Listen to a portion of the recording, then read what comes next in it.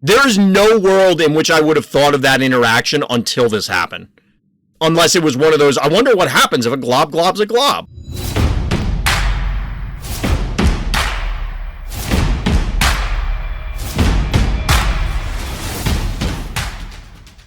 Welcome back, everyone. Welcome back. It's Sunday night, and of course, on Sundays, here on Random's Thoughts, we're playing Phobies, and we're talking about viewer-submitted games.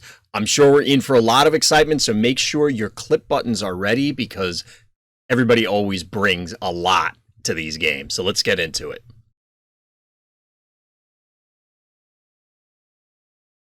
So what's going on, chat? How you doing? As you can tell, I did in fact hit gold for this week, which we did discover yesterday, so it may not be a surprise to everybody. But we are, or were, a little bit above the 42 game threshold for last week, which doesn't necessarily garner anything for that week, but it does sort of get us back on track that maybe I can hit gold. Hit gold for this season. It would be exciting. Gold pack, that is. Obviously, we're getting our gold cup for coffee, and we'll get our free jacks here while we're at it.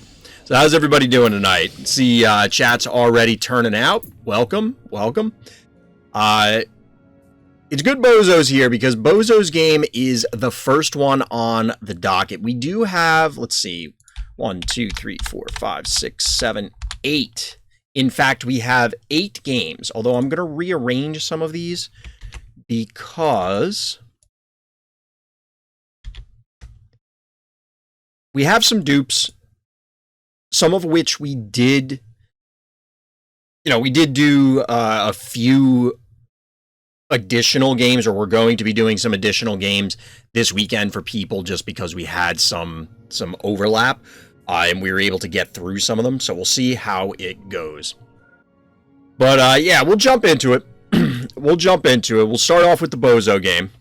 Quick aside, everybody, before we get into the actual content, I was accepted into the Phobies Content Affiliate Program, the content creator program, you might call it. Shout out to the Phobies team, and thank you for that. But the reason I'm telling you, everybody out there, dear viewer, dear listener, is to let everybody know that I do receive some compensation from the Phobies team as a result of being part of that program.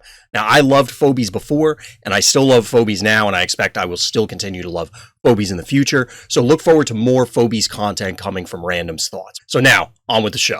All right, so here we are. First breakdown of the evening. Our hero here is Bozo in the orange trunk, zoning into detention. This is one of the new maps that came with the Carnival update. We're multiple weeks into it now, so we're getting to see all of those additional maps. Now, somebody will have to let me know, either chat or let me know down in the comments, YouTube, if this is a contest winner map. I'm not sure, and I've said this in the past, I wish they would credit the person somewhere on the map. I think that would be cool, but we'll see. So we get an interesting set of openers here already. Most of the time, I'm seeing cassowary in 1 keys, because as first player, if you put cassowary here, you can threaten this panic point and this one, and possibly wiping things out. The 1 key follows up to cap this, 1 to 0, and then it makes it a little awkward for second player to do something, but instead, we're getting Spud into Cassowary and Snowball plus Razormouth here. We'll have to see how this plays out. What were the notes for this one? I realized I didn't read them out. I'll be honest, going over this game, I have no idea what I was doing, but it was so close. All right, Bozo, let's see how close it was.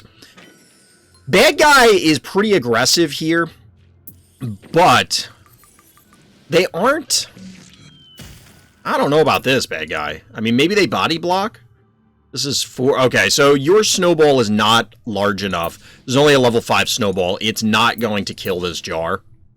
Level 9 jar. I'm waiting for Taco to just appear out of nowhere and say, so I'm having Triceratops steak for dinner. Taco, the secret billionaire who has created Jurassic Park solely to eat the dinosaurs. The irony of that. I mean, those, just to pause it real quick, those stream slander videos people were posting in Discord, which, by the way, if you're watching this on YouTube, hit up the links in the description, both for the live stream and, of course, come by the Discord. Link for that is in the description as well. Likes and subscribe, blah, blah, blah. But the stream slander videos were actually pretty funny. They were actually pretty funny. The consistent memes that happen on the channel are definitely entertaining.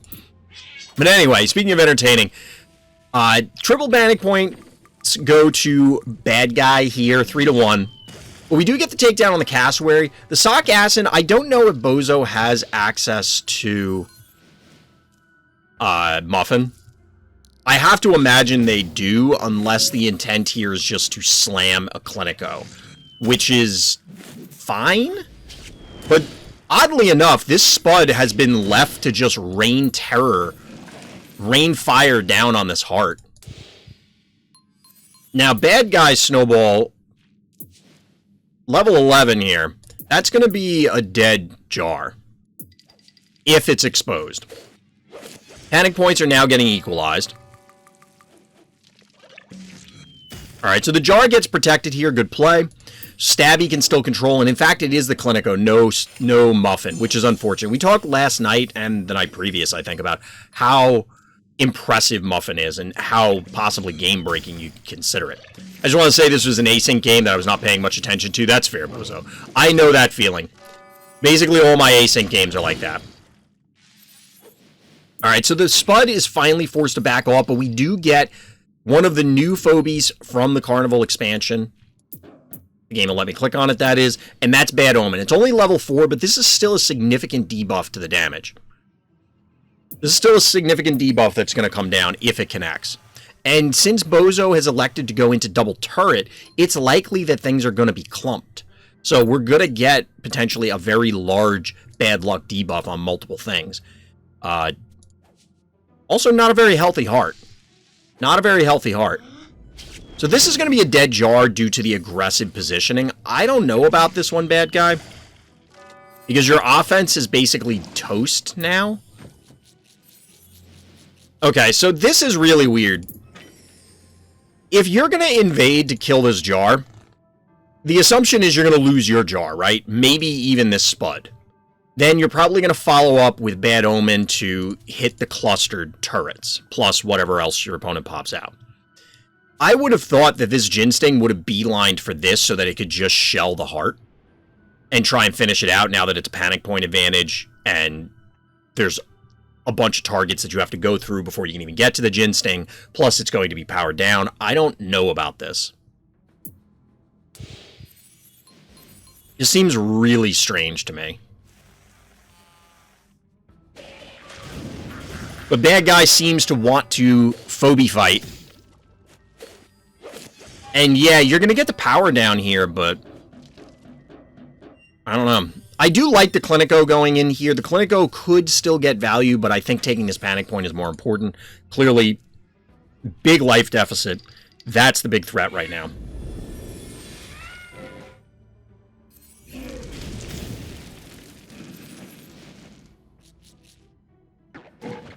So we do get the power down, and the power down leaves it 182 damage, 236 respectively. But bad guy is... I don't get this. This feels like... I don't know. Just win the game. Just win the game. And it definitely feels like if bad guy had gone for the heart, yeah, it powered down the turrets so that there isn't much as much damage on defense. But remember, this could have been, it would have gone, hold on, would have gone 1, 2, 3, 4. It could have been here. The snowball could have come down. Instead of fireballing this, 1, 2, 3, you could have Jin Sting hit plus snowball, then Jin Sting to recap this panic point. Be at a 4-0 panic point advantage, and have Jin Sting in position to beat up the heart. I don't know.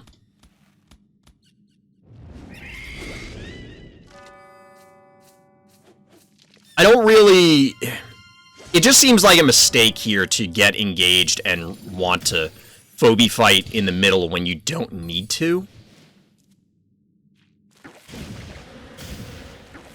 I guess the way to put it would be, it feels as though it is a lack of situational awareness to a degree.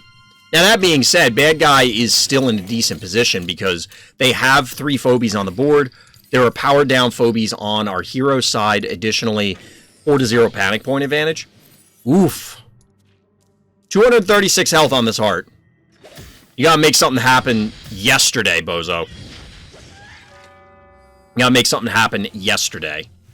So obviously we're going to get the turrets to recap these points, but you definitely need some follow-up here because it's entirely possible that this Jin Sting, can this just clear? Yeah, the Jin Sting clears this, and then this punches the heart.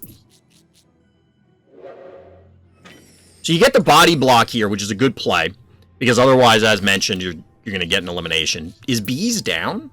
Bees is up, but it does 200... Oh, this would just live through the Bees.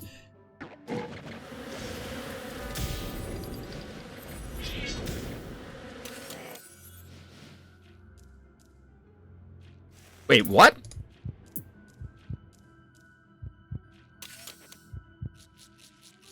Oh, because it had to move.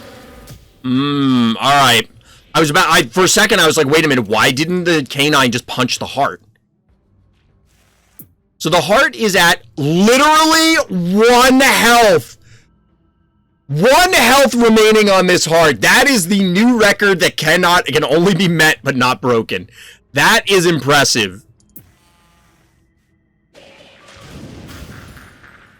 I told you, chat, there was going to be some excitement in these games, and this is as close as a game can get.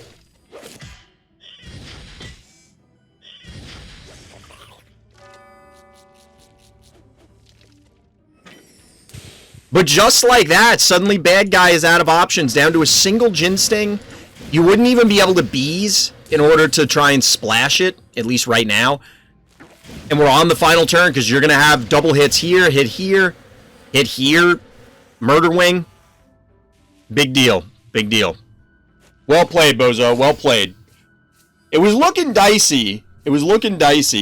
I think bad guy made a mistake. Trying to fight in the middle. I can see the argument for doing what bad guy did to tie you up since there was a panic point advantage, and obviously it was very, very close. But I think it would have been better just just go for the heart. The game's almost over at the time when I was calling it out, so I think you go for it. And a heart attack and a half, exactly. Level difference? Our hero was actually under-leveled by 14 levels. So yes, level difference, but not quite in the way maybe you meant. If I have a damaged undead, I always attack with them first to get full leech. If they lasted a phobia, they're not getting full leech by only a little bit. Yes, that is true, Honda. You try and make that effort. It isn't obviously always an option, but you do want to try and hit with the undead first because it does, for anybody unaware, it does leech life based off of the damage dealt, not the, I guess, stated attack damage, what's listed on the phobia card. It matters how much damage it actually deals, which is yet another annoying thing that would have to be dealt with if Phobies was a physical game. I mean, we just saw 1 HP health difference. Numbers matter, exactly.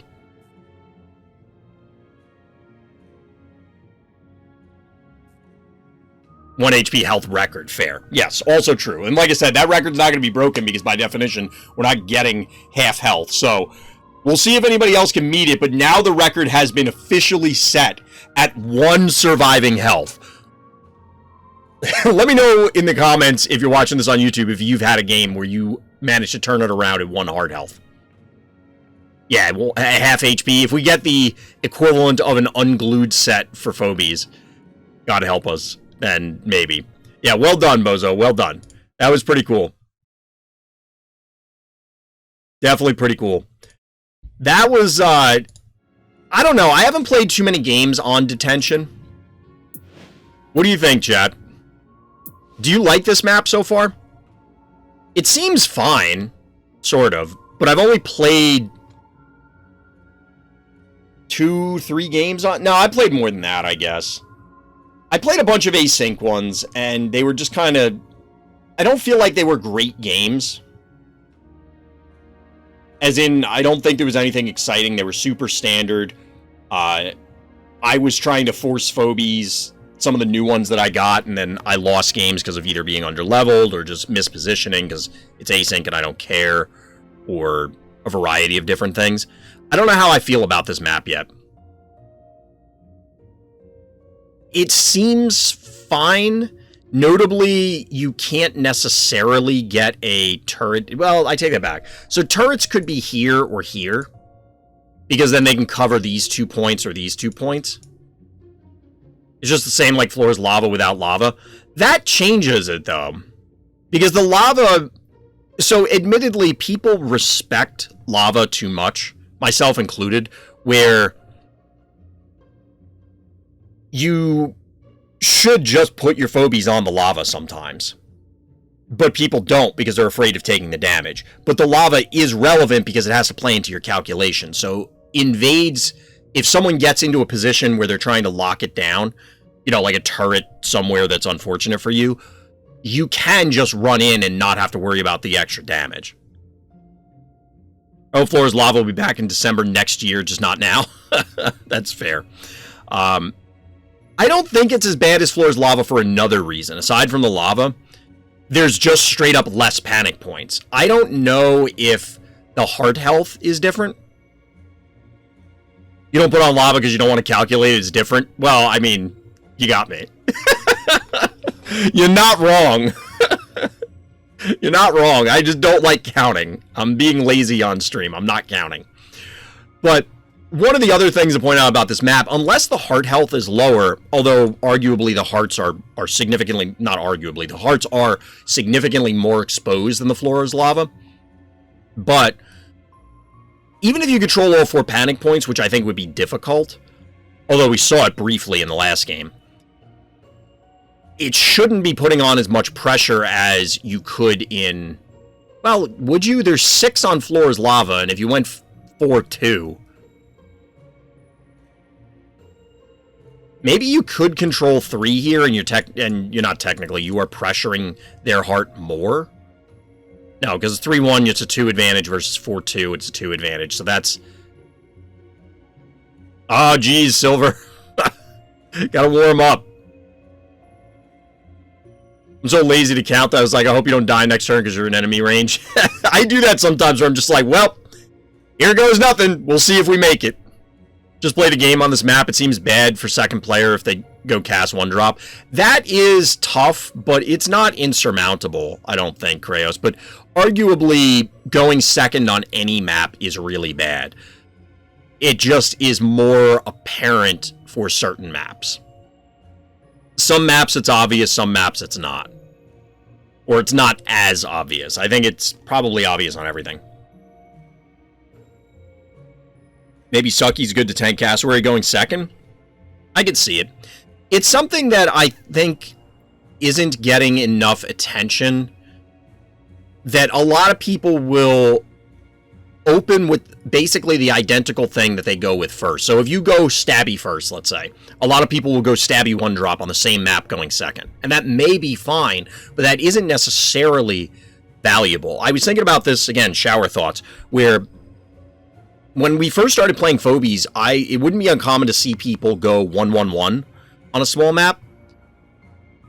And I'm struggling, and my thought process was this. I'll explain the struggle momentarily, but the thought process, well, if I go 1-1-1, or my opponent goes 1-1-1, what do they respond with? Well, you'd probably want a Cassowary, because then you could eat one of the 1-drops, and then live through probably any retaliation, and then go get the next 1-drop, or Snowball plus whatever.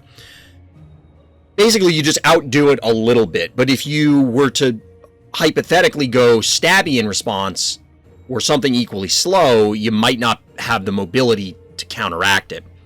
And I was trying to figure out if there's like a rock, paper, scissors relationship.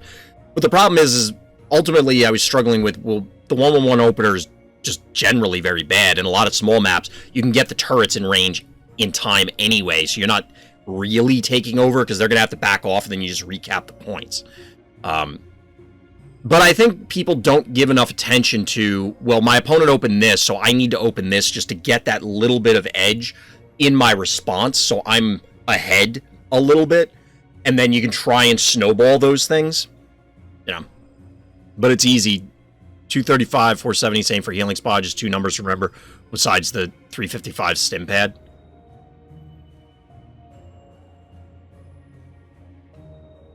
Wait, for the... What is the 470? Oh, the 470 for the The panic point advantage, you mean?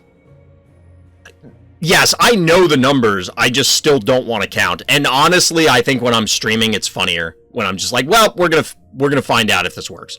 I usually have an idea, but I'm generally rounding the numbers in my head up to play it conservatively.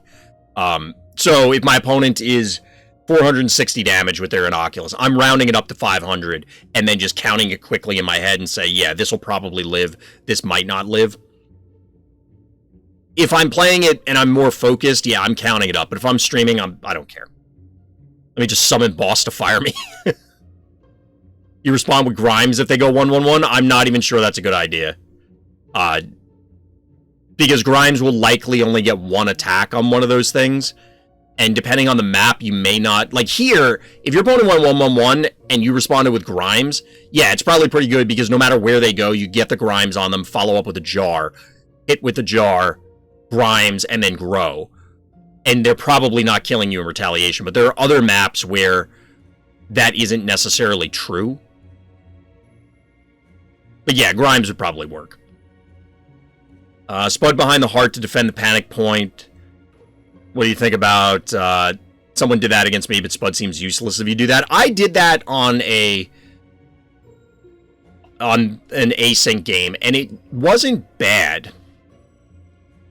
I think it wasn't bad, because Spud has other value, and depending on what they're threatening, like, say, this panic point with, it could be useful. I don't know. Grimes doesn't seem broken, but really fun. I think Grimes is really good or solid, but certainly not broken. I think it's hard for Grimes to farm safely. For the most part, yeah. We were talking about it yesterday, I think, where Grimes feels like just a better Moly Bully. You obviously start out... I don't know what their health is, but I'm pretty sure it starts out with less base damage, but quickly will outpace it. And once you get the snowball going, it can just take over a game, but it is unlikely. It's more likely used as a sheep, where it zones your opponent, because your opponent can't risk allowing the Grimes to grow out of control. But the problem is, if you have to put it out there in order to force your opponent to zone them, then they're going to get pot shots on it with, like, say, a jar or arbitrary range thing. You know what I mean? A-Trend won with... Well, there was a certain point where A-Trend and I think it was Gamer, had pointed out, like, yeah, when they realized the game was over, they kind of made a gentleman's agreement to just go for the high score sort of thing. Same HP, Grimes has less damage, but more damage after one kill. That's what I would have expected, DT. I think Grimes' base damage is respectable enough to... Might as well go look at it. I think Grimes' base damage is probably respectable enough to say, hey, it's good enough to start. Yeah, it's like 400 damage. That's fine. It's not ideal. You'd obviously rather have more damage, but it's gonna grow, so... I don't even know what Pokemon Quest is, Taco. Like, legitimately. But Grimes is one of the healthiest ultra rares in the game? Yeah, probably. Probably. It has just enough to be enticing as, hey, I want that cool thing, you know, from a pack opening perspective, while also simultaneously presenting something reasonable as a gameplay piece, but not... Melee is just a big weakness, so you're not overwhelming things. It's a mobile game, it's on Switch too, it's free. I've literally never heard of it, so I don't even know what kind of gameplay pattern it is. Alright, Chad, we rambled for a while. Alright, so next game breakdown that's up is Dogewhal here on like and subscribe. The notes here are just an all-out arena beating. So let's see which way this beating goes. Because Grimes is an ultra rare. If you play it well, you carry Grimes being ultra rare. Meanwhile, there are ultra rares which carries you slightly different. Yeah, that's fair. That's fair. Grimes can definitely be stated as more of... We would like to have more Phobies like Grimes, where it rewards making good plays and making something happen, as opposed to being good plays. I don't know if that's necessarily a great distinction, but I'll use that for now. So bad guy made a mistake here. That's a big boo-boo. That's a big no-no. First of all, both players elected to not start with Gravedigger, which is a common thing, although Dogewhal was able to get the turn to Crushmore going. But, oof, bad guy. Ouchtown population you, bro. Ouchtown population you.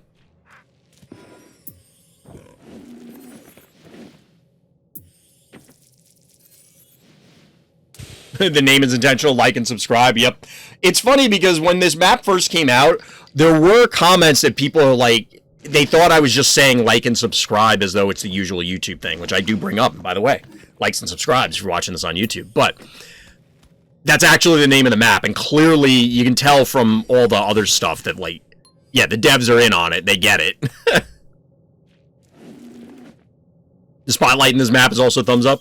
Yeah, there's a lot of detail in every map. There's a lot of detail in every map.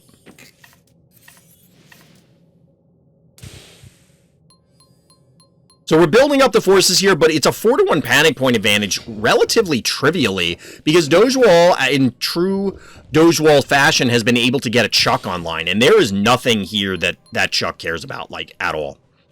Yeah, the foam people casting the shadows on the floor. Or not shadows, I guess the lights.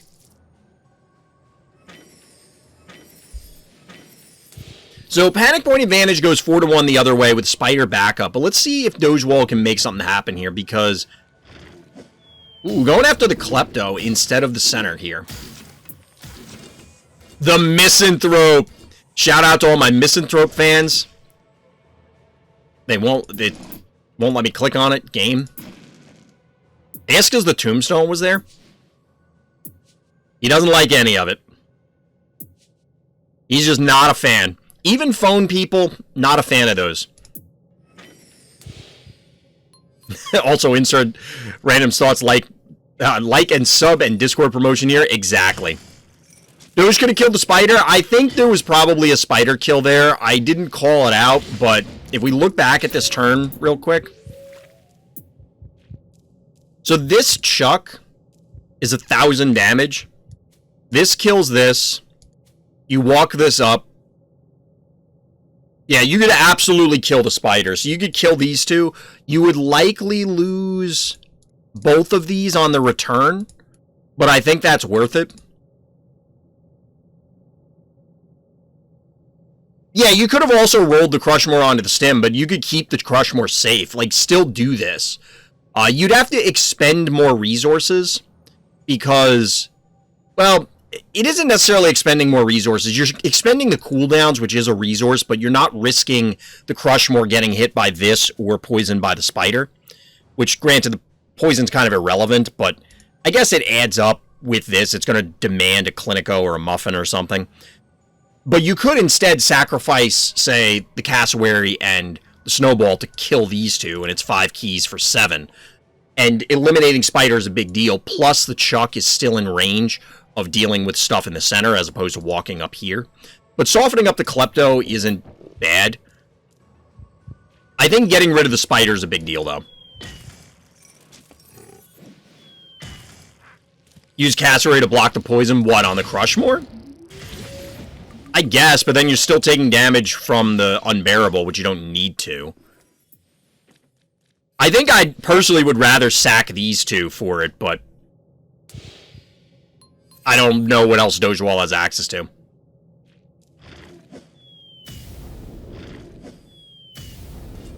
So we're getting the beatings going down on Klepto. I mean, bad guy, I don't know what your plan was there. Like, what was your goal here? So Crushmore is going to go on the stem here. And we get the body block from Droney. I don't know that it matters. 448. So this one-shots it. Hits here. We'll find out if the Crushmore's dead anyway, but... I imagine, because the jar could come in, but then the jar's vulnerable.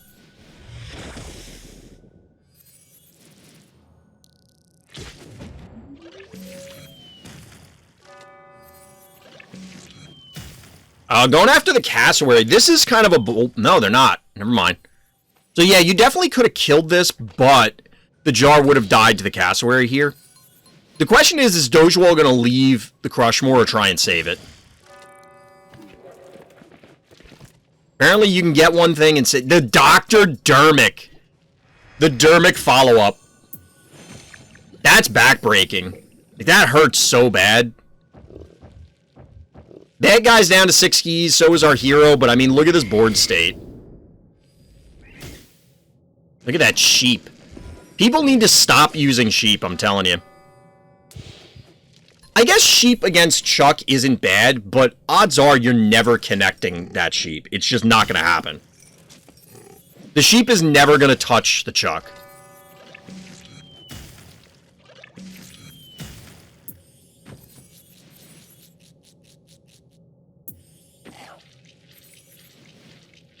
Yo, little sucky action. I think bad guy has officially phoned it in. They've kind of accepted the inevitable. Now, hypothetically, bad guy, they could look at this board state and go, I'm not that far behind. If I can just get rid of the Chuck, I'll be fine. But first of all, you're never killing the Chuck.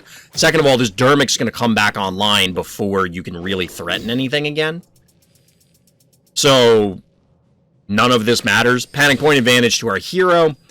Bad guy can't walk in because the Chuck is just going to annihilate everything. Hey, Zero, what's good? You like the sound when Dermic walks? So, Dermic, obviously, you know, fear of needles. That's a very common thing. Does anybody else think of the nurses from Silent Hill 2 when you see Dr. Dermic? Or is that just me? Maybe it's because Silent Hill got that remake announced, so I've been, you know, it's been on my mind. And just like that, it's soon going to be just unbearable trying to hold down the fort.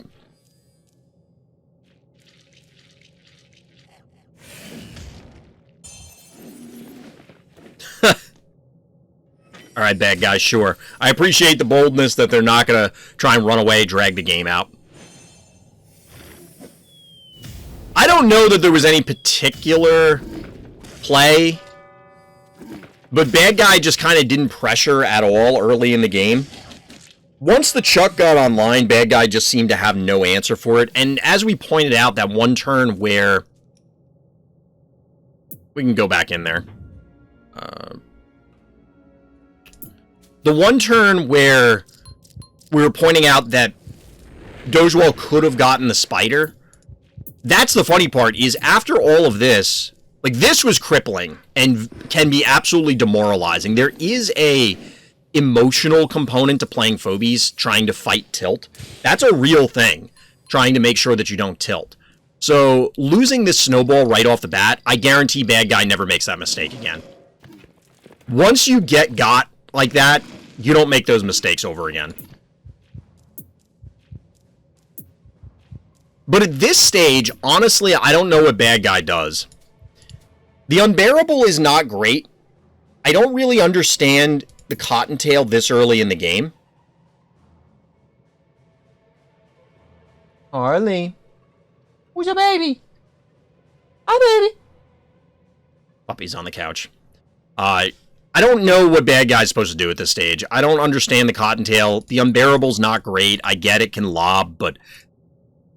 It's here where it's going to be subject to getting hit by a stim, so that's not good. The spider answer makes sense if you're going to get aggressive about this, but spider, without a Crushmore or a Gravedigger on this map, I think is very challenging. Because you funnel through this choke point, and then what? You pull the Chuck here, but you don't have anything on the stim. This... will only be able to get like one hit. It's difficult to position everything so that the spider yoink is effective, unless your opponent makes an egregious positional error. And obviously you can't assume that. I don't know. I think bad guy needed to make some different phobie choices as well. But yeah, well played there, Doge. Like we were saying during the game, I think there's a couple things that could have been done differently that would have made an even larger beating, and even more beating. That doesn't... That's not really strong English there. I don't know. What do you think, Chad? Do you like and subscribe? I've been getting more into YouTube as a, like, watching YouTube stuff. I never used to, and I've talked about this before, so it's weird for me to produce YouTube content because I don't really inherently understand the medium, if that makes sense. I don't really, because I don't watch YouTube, I don't even know what I want out of YouTube. So, for example, I've been trying to look up and research, like, legitimately, I watch other people's YouTube videos, not the ones that are like, here's how you grow your YouTube subscribers. I mean, I watch some of those, but I'll watch other Phobie content creators. I'll watch Hunt Showdown content creators. I'll watch toy photography content creators, partially because I want to learn things about those things, but also because I want to learn, do I like this video? Am I, as a viewer, enticed by this video to watch it from the thumbnail all the way through to the closing credits? What do they do? How do they present the information? How do they display whatever they're trying to communicate to me? And is it in a worthwhile way so that I want to watch more of their stuff? Because then I can try and internalize those lessons and improve my own content. And it's a weird journey trying to do this stuff. Yeah, a little big brain action for that. It's a weird journey because, for example, I was telling my wife, YouTube has no idea what I like literally none. So I have my Randoms Thoughts account that I post content on, and there's stuff that I watch on there. And then I have my personal YouTube account, and I watch different stuff on there, often for the same purposes, but I'm just kind of curious to see how this plays out. And on the personal one, I'm going through YouTube Shorts because I'm trying to figure out what can I do for Phobies that fits the Shorts format, or other stuff for that matter. And YouTube has no idea because it is suggesting shit that I have zero interest in. Like, none. Or things that, and it's not necessarily because we've all been down YouTube holes and then all of a sudden it's like, no, I don't want any part of that. It'll also suggest stuff that's like, yeah, I just don't care. I don't want any, I don't feel like watching that. And it just has no clue. And it's taken a week right now of telling YouTube, no, I don't want to watch that. No, I don't want to watch that. Stop recommending this channel. Like a literal week of, for lack of a better way to put it, work to train the algorithm to try and show me things that I would actually want to watch as a viewer beyond the, I'm watching this to learn about YouTube stuff. To be fair, YouTube Shorts kind of suck. I disagree. I think ones that are done well, because it's the same thing, they're TikToks. It's the same thing. So you can dislike the medium, for whatever reason, that's fine. You can dislike the content itself, because you could be fine with the medium and maybe not like the content. But I don't think there's anything inherently wrong with it. It just depends on, well, is it good or not? That's like saying movies suck or music sucks. It's not that the thing as a whole is bad. It's that the specific thing is bad. Like, there's good music and there's bad music. And maybe it's good for one person or bad for another, or whatever. It just depends. So we have something special for you today. Next viewer game up is from SilverK, but here's the catch on this one. There's a glob MVP. In fact, it's not just a glob MVP, it's 2 glob MVPs. 2 glob MVPs. We'll have to see how this goes. So, we're on Floor's Lava. Wait, how is this even possible? Did Floor's Lava just rotate back in? I didn't check the rotation for last week. No, we got 2 new maps, didn't we?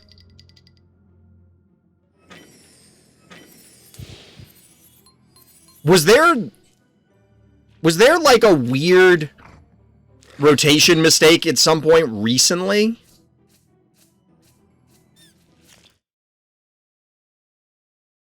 But the notes here are my first glob game, so I mean, we're gonna find out. Bad guy elected to be very aggressive with their canine. I don't know about that. They did get this massive panic point advantage on Floor's Lava, which is gonna require our hero to put in some effort to recover from. And they banked to 7. Like, bad guy's doing some weird stuff in this one. This is some weird I was gonna say some things.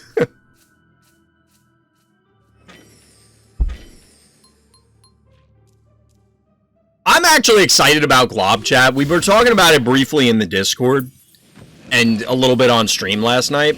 Oh no. Not like this, SilverK. That was... yeah, I don't know about that. The bank to 7 by SilverK as well. Are we just going to trade Phobies like this repeatedly? Panic points are even now, so it works out. It works out. The body block here from the Contortio also ensures that the Snowball doesn't immediately die. But this probably clears the Contortio, which means, in fact, Snowball is dead. But then the Unicorn's going to go down, because it's going to get yoinked onto lava, and this Unicorn's going to kill it. This game has been violent. This game has been violent. 7 keys, 9 still to bring to bear by SilverK, 6 for bad guy. Cat and Gesundheit are the order of the day. How often does a unicorn make it like this over to here? Like, this is weird. Pterodactyl is the response from bad guy. This unicorn can't get away. It's kind of trapped at this point. Because obviously these two can close on it. And here is Glob showing up. Being all amoeba-like. What is Glob gonna eat, chat? Can Glob eat Glob? That's gotta look weird. That's gotta look real weird. What level is the Glob? This is a level 9 Glob. It has almost 3,100 health. It would be cool if Glob's idle animation is mimicking other Phobie looks. That's actually a really good idea, Honda, that it randomly turned into other Phobies temporarily. That would be pretty cool. So now we're getting a 5-to-1 panic point advantage, but here... oh my god, chat! It's happening! Chat! The Walk the Glob! It's the Walk the Glob! I can't believe we're gonna bear witness to Walk the Glob! What's funny, I was gonna point out that the positioning here is really cool because neither of these panic points can be reclaimed by bad guy or even... I mean, this one would have been safe, but it's not any longer because you can Walk the Glob even onto this now. Glob has got the zoomies. Oh my god, chat. It's happening! It's happening! Chat, we got Walk the Glob on a pterodactyl! Oh my god! Chat! How hype is that? Chat, how hype is that? Oh my god, there's another Glob. What does this Glob do to get MVP? Wait. He globbed the Glob! Chat, he globbed the Glob! SilverK, you monster!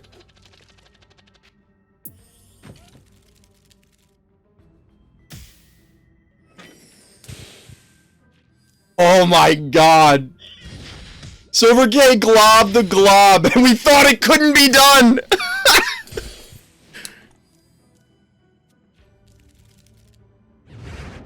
Silver, well done. Well done. This is awesome. This is peak Phobies. Peak Phobies. Oh, this was on a Chavid before?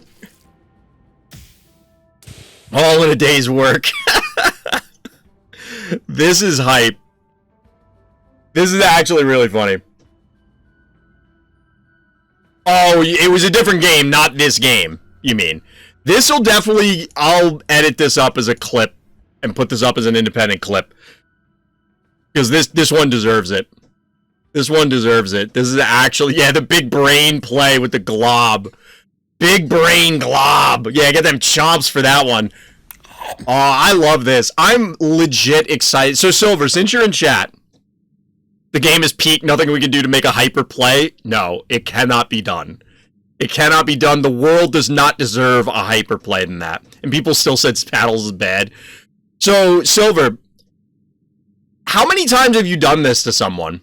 Is this the... I mean, you said this is the first time that you play Glob, but have you done this to somebody since then? How many keys? I almost said coins. This is 8 keys? That's a... Yeah, this is absolutely the thumbnail. This is absolutely the thumbnail. And I'm just going to have one of those super clickbaity things where it's like, this one weird trick will beat the Glob. And then it's going to be like a big magnifying glass on this. That's going to be the thumbnail.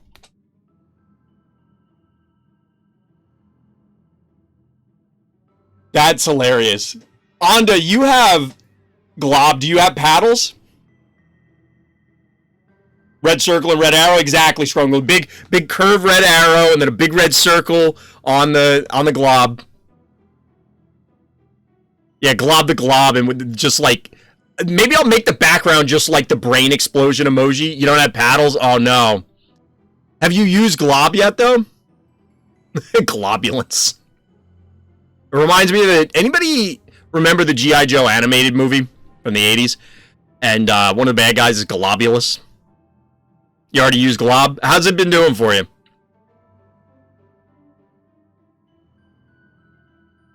Wait, is that true, Akune? Hold on. Akune's saying something interesting here. Let's see if we can see it.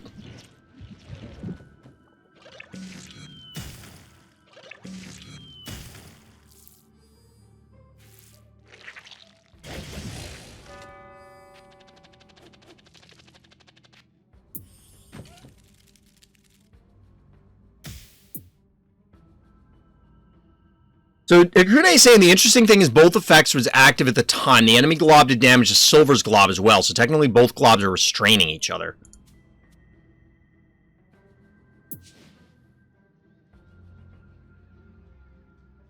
Hold on, what was it at the start of the turn? It doesn't look like it took damage, because this is... So, Silver's is at 2146. And then it's still at 2146 at the end of the turn. Wait, I'm clicking on the wrong thing. End of the enemy's turn. Okay. I keep clicking on the wrong thing. So it was 20... How much... Wait, hold on. We'll just do this. So this is the following turn. It started at 2146. Just to make sure. I did it again. 2146. Gets hit by 2. Yeah, you're right. There is no way that I would expect that interaction. How does this read? You move on to tiles. If sharing a tile with an enemy at the end of your turn. Okay, so no, that makes sense. That is how it's supposed to work. It doesn't matter that one Glob is over the top of the other. It just cares that it's on the same tile.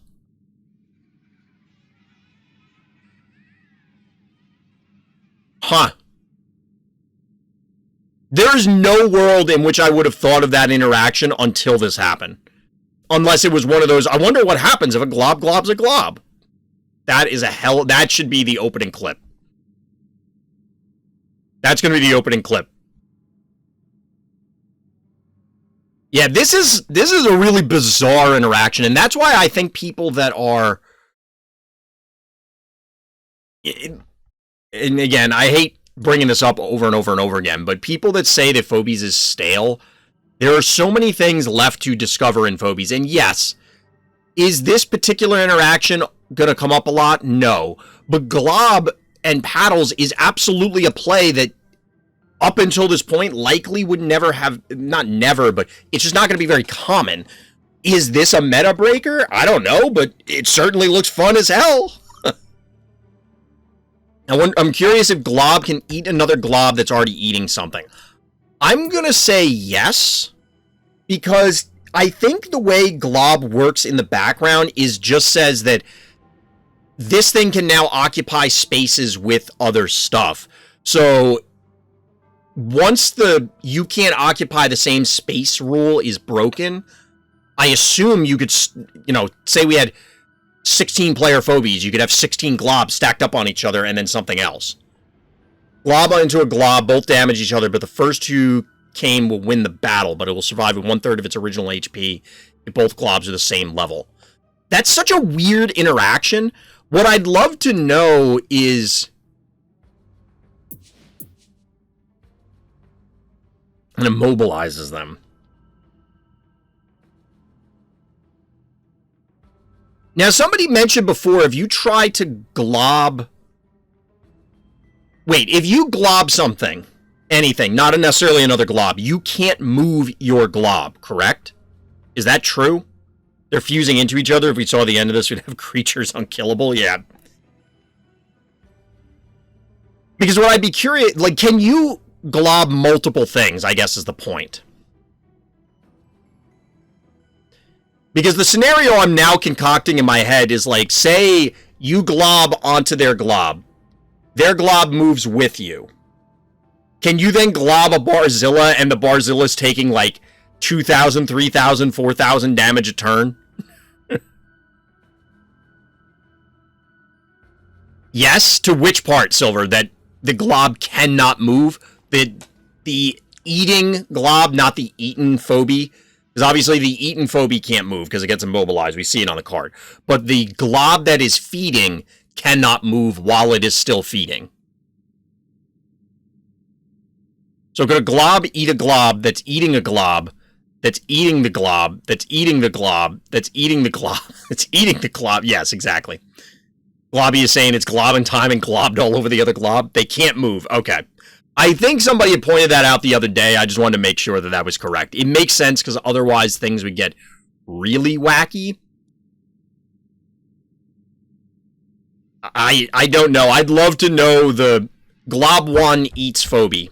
Glob 2 eats Glob 1 while Glob 1 is still digesting. What happens? Can't wait for 2v2 and glob on glob on glob on glob.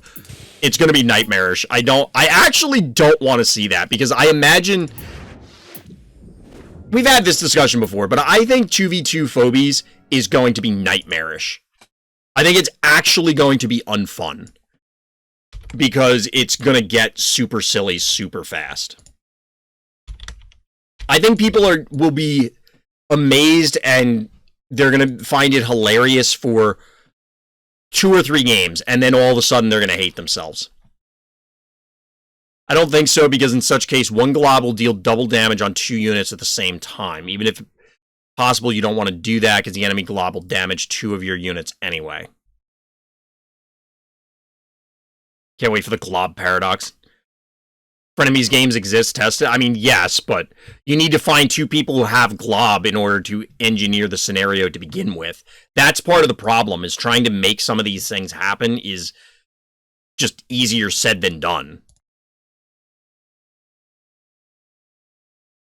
I don't think glob can go on another glob while it's eating another phobie. That's probably a limit on the tile. It's possible. I was thinking that you could, but I have no way to prove that, so I'm just guessing. Alright, so our hero this time on Always Watching is Menace in the blue trunks. We're trying to come down from the glob insanity that was the last game. The notes here are Alistor just chooses not to die. This game feels significantly more traditional than what we had on the previous. We'll see. Imagine a flying glob. Do I really want to imagine that? We're going to have the flying spaghetti monster in Phobies? Is that what we're talking about? So what do we got here? Our hero, standard opener, bad guy banks to 9, which is, I don't know about anybody else, but when somebody banks like that, you know they have something in mind, or most likely. They presumably aren't just winging it. We'll have to see what bad guy puts on the board, but it's always a little spooky what 9 key is coming out. Another weird, funny thing is if you freeze a flying phobie and you push it onto an abyss tile, the flying unit frozen in a block of ice will still fluctuate above the abyss. Oh, so you're saying it won't just die in the abyss? That's interesting. I get why it works like that as the game, but it is a little weird. So the big phobie that comes out is in fact Barzilla, which means that bad guy banked to 6. Gonzo notably came out alongside an Alistor, and I do like this.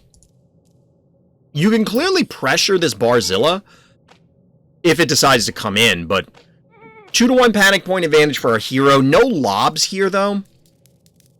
I'm actually very curious, are we going to see the Alistor just straight up tank all of this? Because it gets Gonzo'd and or the stim, and then you can just tank through everything. Imagine a glob that has 3 moving and flying, nothing is safe. I mean, we could also imagine Phobies with infinite health and a bazillion damage that were just one-shot things. Like, at a certain point, we're just... Okay, this thing's got everything, you know what I mean?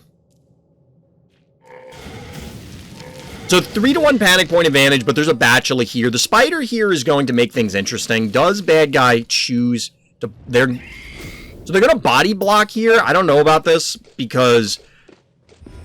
Can a Jar hit this position? 1, 2, 1, 2, 3. So a Jar can hit it.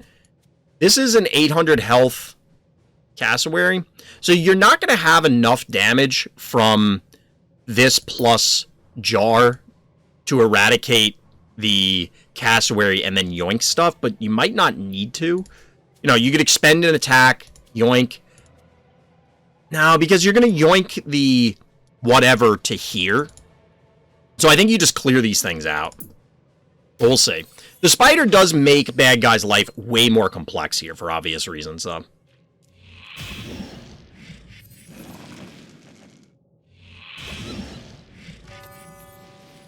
Good body block here to make sure the Alistor doesn't get yoinked forward. The Spider taking the scenic route, I guess. Unbearable? Really? Question mark. Alright, so 3-to-1 panic point advantage goes in favor of our bad guy, but because of the repositioning, they do retreat a little bit. Just more repositioning. More repositioning here. This is fine, I guess, but the Spider clearly still represents a threat. Gonna get that sheep. That would appear to be a dead sheep. This should be a dead sheep. Unless something weird is going on. And the Alistor is fairly protected. Nothing here is really vulnerable. This is a good play by Menace. Bad guy just really should not have been hanging out here. Because you're not threatening anything in the north because you're not a lobber with Cyclops. And after that, it's... I don't know. There's no reason to hang out here, is the point. But Foul is the follow-up from bad guy. I don't dislike this. Because it's not a bad answer to Alistor if you can connect.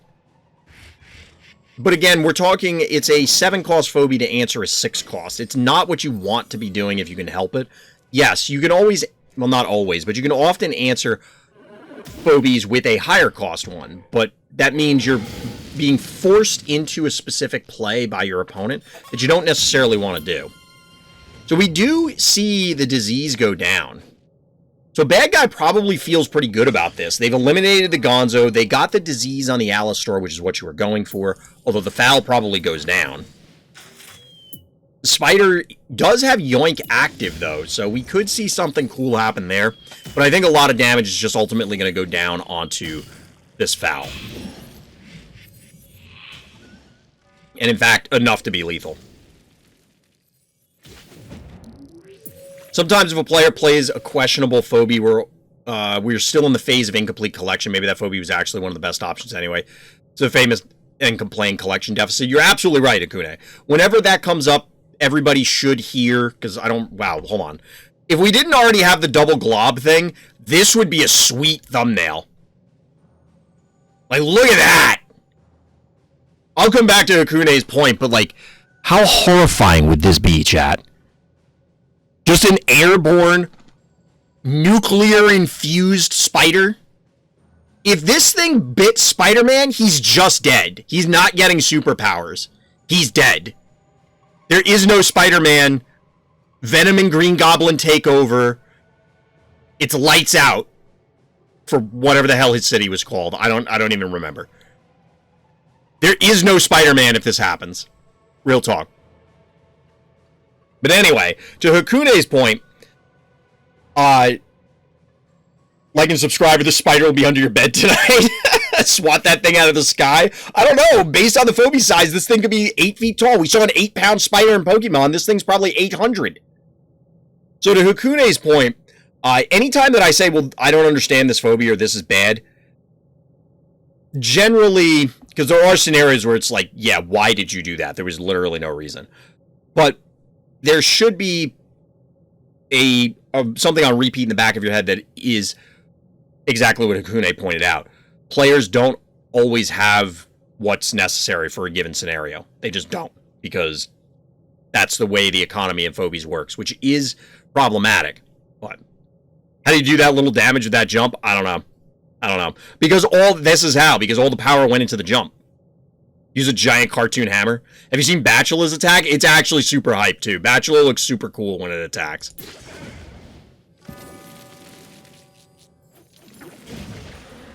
It's the weight that's scariest to you. I mean, if it was an 800-pound spider jumping on you, if it was an 800-pound anything, you'd probably be scared, right?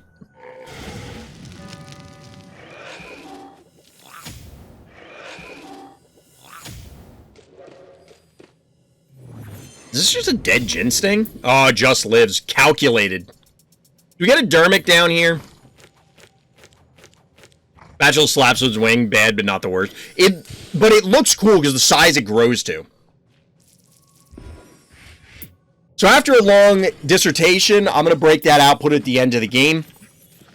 So that it doesn't disrupt the flow as much. It was important to talk about. But Menace is now out of keys, as is Bad Guy. We're getting the Yoink here. This Alistar, by the way, diseased several turns ago, taking 700 damage a turn. But because of this Life Leech, still a big threat. Still a big threat, still on the board.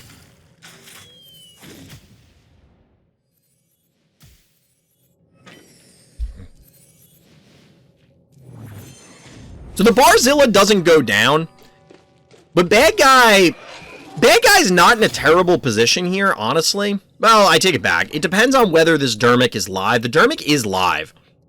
Unfortunately, this thing survived with 288 health. So it's obviously going to retreat. It's going to get a big heal here. The Yoink was expended in order to get into range last turn, but despite this means that it's only about 2k health. So Hevo, Spider, Snowball, Primate, Alistar, all of these can collapse on it.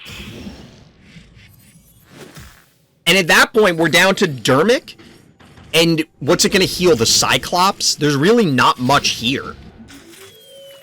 Honestly, Bad Guy just needed to retreat the Barzilla. That wouldn't necessarily win them the game, but it is a relevant thing to do. Like, that needed to happen in order to keep you in the game. At this stage, I don't know how you win.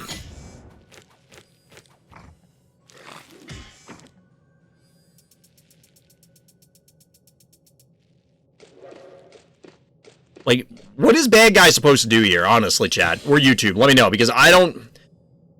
The game was probably decided earlier on. There were a couple plays that Menace had made that were pretty strong and put them in a good position, but obviously never killing the Alistar. It's one of those things where you kind of need to just kill the Alistar when you can. Because I see a lot of people, and myself included, occasionally where it's... I'll just damage this Alistar a lot, and I'll get it on the next volley.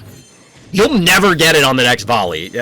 Never being, you know, not hard and fast, but odds are you're never killing that Alistar. Look at this. This Alistar got poisoned back on what, like turn 8?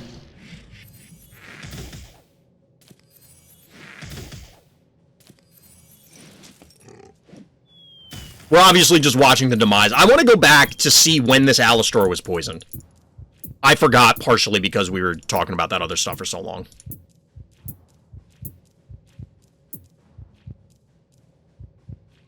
Alistar ends up getting poisoned on turn 14.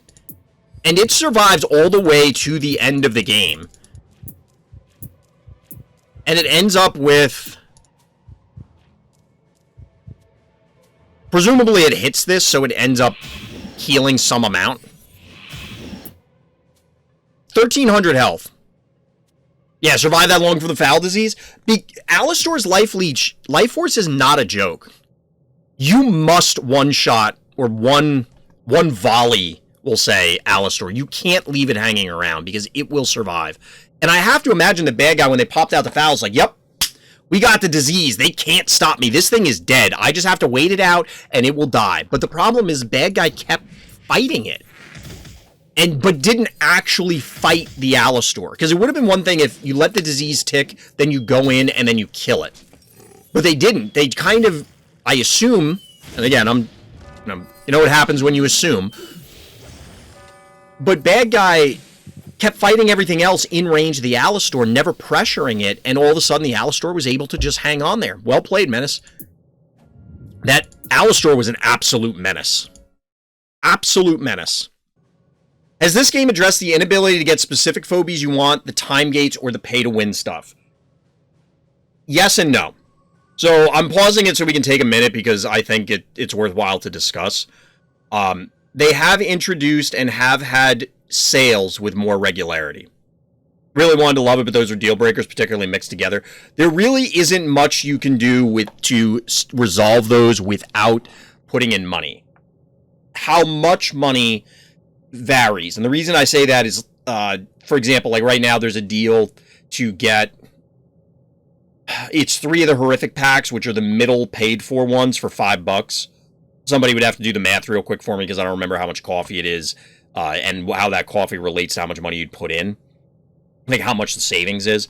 They also have introduced subscriptions where for whatever, and again, I'm part of the content affiliate program, so they give me stuff just to get it out there, full disclosure. But the subscriptions double your resource accrual rate, but I don't know offhand. Somebody who plays on mobile will have to let me know, or let us know in chat, how much those cost.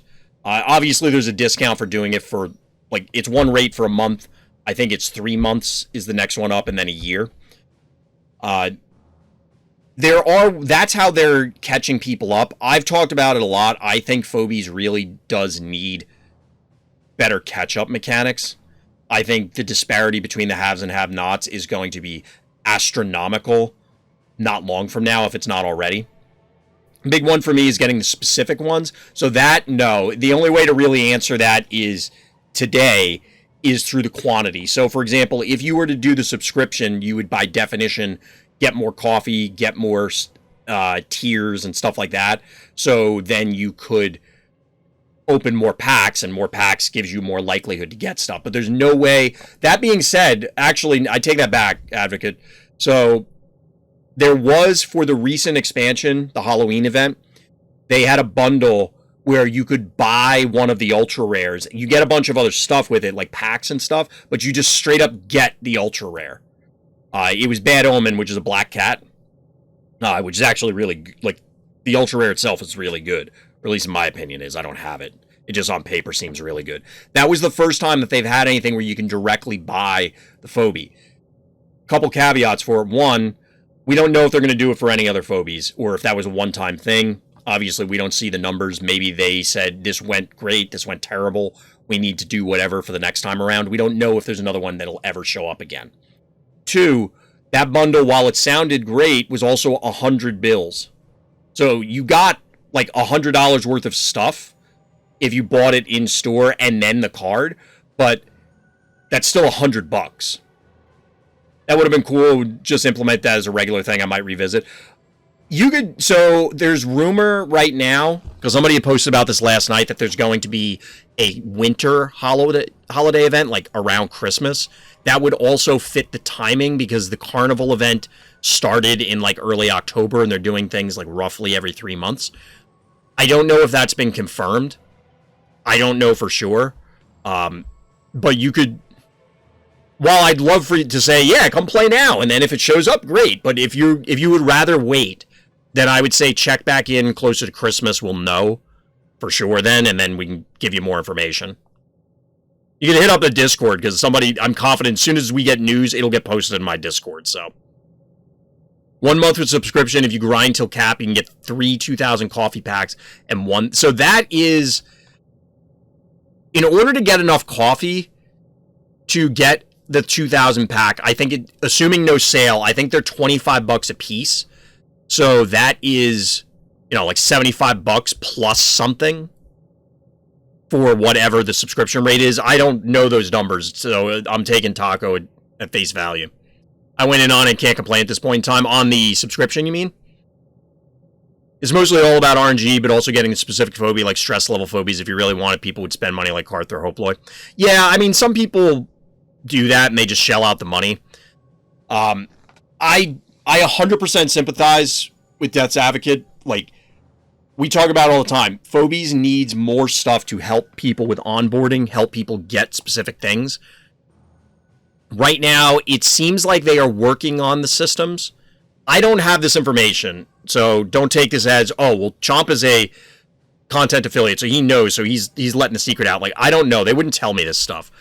But I think if I were to guess that they are putting systems in place to do something, like the Bad Omen pack, to me, says they recognize there's a problem. We need to do something. And that is like testing the water, just putting their toes in. I'm hoping they do more like that. Will we get it? We have no idea. Maybe we'll never see it again. But I'm hoping that they roll this around every few months. They do like a big, for the big release. Oh, you want the new stuff? Well, you could buy the bundles, or even better, like let people catch up so that way, whatever say there's a holiday event for Christmas and it's Phobies in Christmas Land, Nightmare Before Christmas, whatever. Then they do a bundle for the carnival where it's like, oh, well, you missed out on those carnival things. Now you can catch up, get those carnival things with these Bad Omen type packs. And they have a new one for the new stuff. And then at the next one, they rotate it, stuff like that. Pay to win is still kind of a taboo because there's no middle ground. You're either proud of being poor, free to play, or a rich kid pay to win. What if someone spends $10, $20, $50, more free to play? Can you be considered a pay to win? Buying a few packs, even if good, they're still irrelevant unless you don't get extremely lucky. People got a clear difference, paid way, way more than only $50 in a lot of cases, feels controversial. There are degrees. So, for example, I put in money into Phobies. I have obviously not put in money to the level of Karth, I assume Hoploy, or those other players. I'm behind people that are free to play. But it definitely, if you were to, it's going to depend on a lot of factors. Somebody could put in $20 and grind, and like the $20 would be noticeable between somebody who's grinding strictly free to play. Now it's going to, eventually you hit an upper limit where we're all going to approach that eventually, but it's going to be a while. I think it matters to a degree. Whether somebody feels it's pay to win or not is another story. We've all seen where I've beaten people on stream, I've lost to people on stream, or other people have submitted games, or we've watched games where clearly somebody put in money and they still got their ass handed to them. It's not the only factor, but ultimately it can negatively impact your enjoyment of a game, of this game, because it just feels like an uphill battle, because it is, and that is reasonable. I don't think it's unfair to be unhappy with the status of the in-game Phobies economy, regardless of whether you are pay to win, you are free to play, or you're in between. I don't think it matters. And I think it can, whether it is 100% logical to get upset over it, I guess could be debated, but I don't think there's any way you can say that somebody who put in money, all other things being equal, is not ahead of somebody who didn't. And as we've seen before, the levels absolutely give you an advantage. You can beat that advantage, but that doesn't mean that it's not there.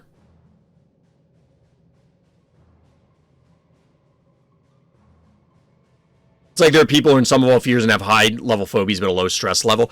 Yeah, I mean, the appropriate way to do it almost is get lucky and don't get extra phobies, so that way you can go tall instead of wide, so that your particular phobies are just super over leveled and you can clobber everybody with it instead of having a bunch of middle level phobies and then have to scrape by. The thing is, free to play and pay to win are two extreme sides which give people way too much importance. By the way, I'm going to pull this out, future me, put this like after the game.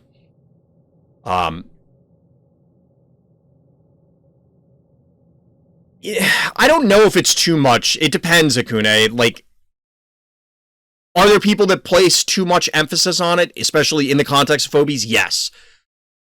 But it still matters. Like, if people it's the same thing as when people say something's overpowered and it needs to be nerfed. That may be true. It may not be as bad as people are saying, but that doesn't mean that it's untrue. It could also be crap and just complete nonsense, but, you know, it depends. A free-to-play person could have the same skill or level as a pay-to-win. They could have more and still lose because the other person put in money. That's the thing, Zero. And, like, it could also be the flip. The person who hasn't put in any money just keeps punching the other person in the dick, and it doesn't matter. But you can't say that somebody... If you walk into a game and you know that you're under-leveled stress level by 50 levels... Like, imagine you load into the game and it told you the stress levels. Everybody who loaded into that game as the underdog is likely to be a little demoralized or concerned at the very least and be like, okay, I need to fight this stuff. Because even if the other person is bad, it's still a disadvantage.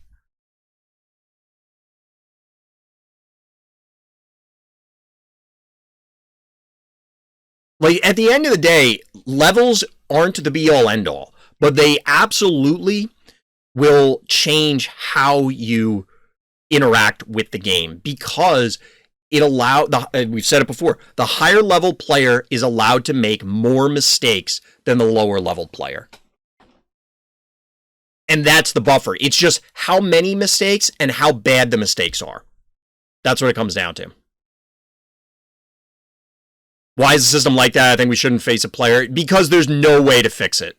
There's no reasonable way to fix that, Kratosss. So, let's say you and I started new accounts tomorrow, and I put in $5,000, 5,000 American dollars. I'm going to skyrocket past you, right? But the game doesn't know whether I'm good or bad yet. Eventually, I will scale up pretty quickly out of there.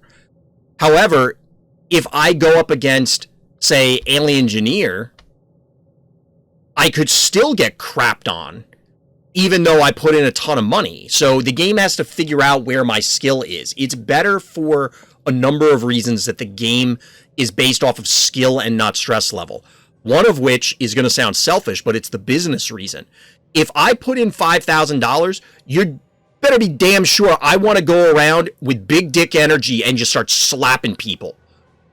I want to go in there and just start crapping on everybody because I'm going to feel awesome. And that makes me want to put in more money. The problem is if I immediately start getting paired against other people who have been in the game longer, have earned those stress levels, and clearly are then better, I'm going to get discouraged and not put in more money. That's part of it. The other part is the game is supposed to be about skill.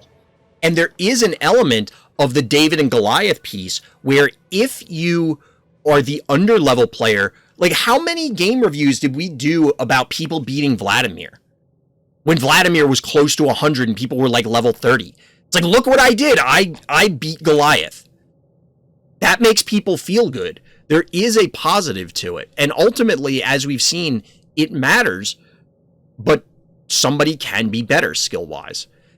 Personally, that's why I will always try and make my events all level 1s, because I would rather just not have to worry about it. It's already hard enough with collection disparities, but I'm a heavy pay-to-play person. I played against far and wide, rich and poor, and I will say the free-to-play people getting more playtime and strategizing would make the difference, but the low-level players always get the short end with the small phobie count. There's no way to stop that, yeah. There's no way to stop that. And honestly, imagine being a new player that says, this game looks awesome. I'm going to put in $100. That'll get you pretty far early on. Now imagine that puts you, I'm making stuff up, I don't know, puts you at like stress level 40 or 50, and the game locked you into that. You will probably stop playing that game.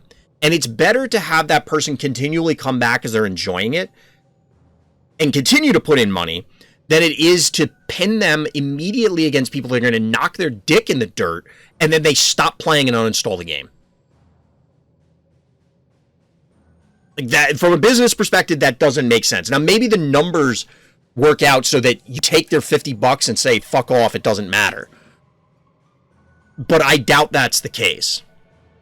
Plus, the game at its core, if I was one of the devs, at its core, I want the game to be about skill. Obviously, you got to add these other elements to keep the lights on and pay the bills. But yeah, the ladder is supposed to be about who's winning the most games.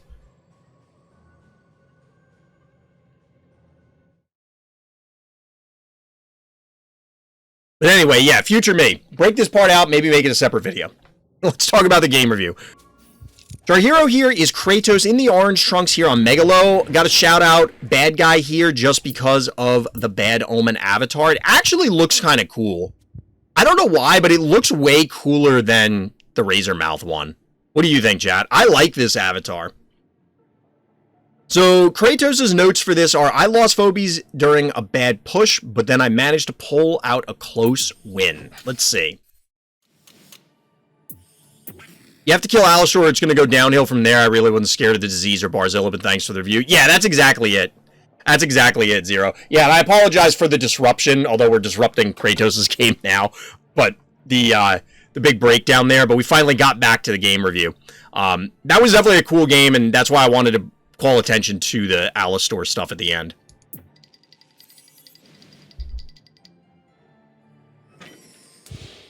Alright, so what do we got here?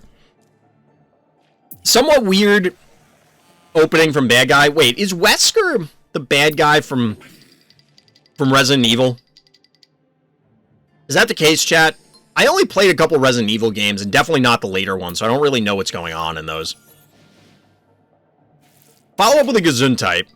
Bad Omen's better, yeah, but has just one hand better than mine, fair. So the bow mangles here in Stabby, double turret opener, not too surprising. It's just crazy how Kratosss roughly goes against pretty high-level players and win. You can definitely do it. You can definitely do it. I didn't catch the levels on this one, so if somebody else did, let me know. We get a follow-up Temptress? Level 8 Temptress. I mean, the Temptress can chunk down the bow mangles pretty quickly for obvious reasons. We'll have to see how this plays out. Get the jars, the follow-up.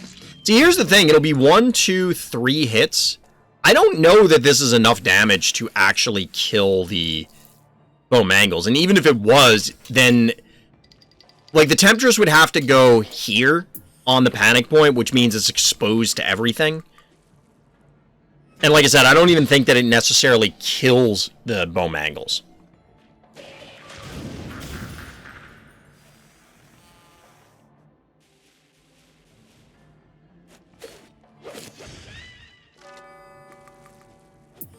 At a certain point, you do need to, and I've said this before, make your opponent do the thing that they're threatening.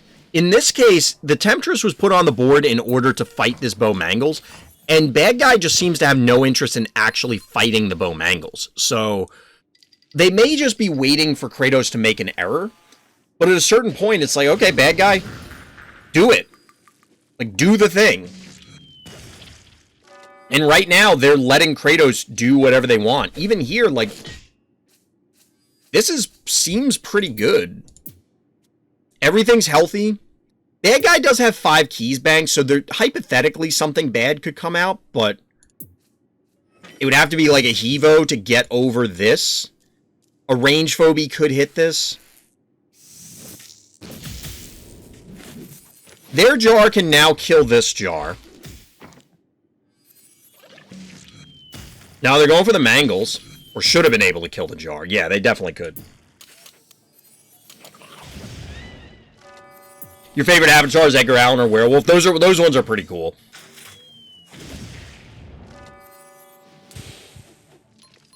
So was this a bad push? Possibly because they had 5 keys. This is still salvageable though. So you lost 4 keys, although significant tempo, because you lose the board position. But you're trading the 4 keys for 7. This doesn't seem like a bad set of trades. Game. Why? You literally let me click on it a moment ago. So 4, 7, 9, 10 to 4? Like, you're plus 6 keys. Alright, you're plus 3 keys. You're going to be plus 0 momentarily. So you're even now. The question is, would you rather have these 3 and 6 keys or these 2 and 6 keys? Given that it's the panic point advantage going the wrong way, I don't know. Wait, could you not kill this? Oh, you couldn't kill this. Ouch. That's a little unfortunate. This is fine, though, because if bad guy wants to come in or stay with any of these, they're going to lose it. It doesn't... I can absolutely understand why in the moment that push probably seemed terrible. But it doesn't seem like you're that far behind. Now, this is problematic. I've spent a lot of breath talking about sheep and erratic. Sheep in general, but also erratic. But honestly, given how small this map is, you probably can just tank it. And it doesn't matter. I don't know about this Gesundheit. But if you kill this sheep, like, look at this board state. The sheep is going to connect here, but you probably can tank the poison and be okay. You just need to hit something else. And in which case, you're in a pretty good spot. I think I would have gone, instead of Gesundheit Cowbell, gone for a 3 key. But I also probably wouldn't have put Boom out there. I would have had a different 1 key at that point in time. Because then you have a better threat. The bad guy's electing this can't be right. I understand why they didn't go in, because of all the reasons I was just talking about, but now the sheep is just screwed. Just because Gesundheit got the W? Alright.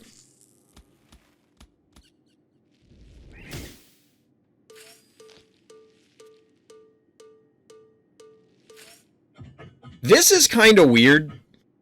The reason I say that is they can clearly kill this and then they sheep these 2. I would have said leave the cassowary back, and the cowbell for that matter, and then let them sheep just the erratic. Because they're clearly going to walk away from the erratic to try and maximize the poison damage.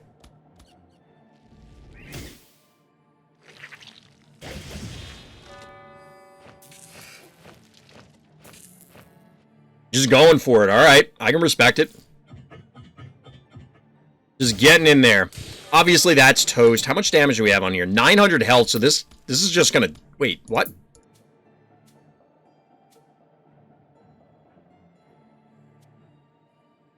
Leap was down.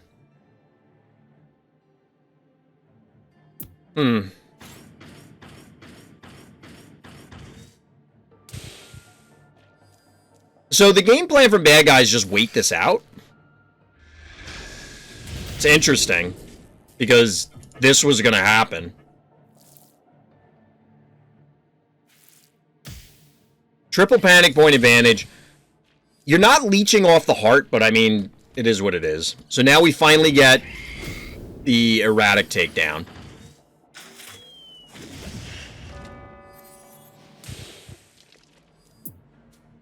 $1,600 and 250 health. This makes sense. So at this stage, 900 health. Bad guy they can't do anything.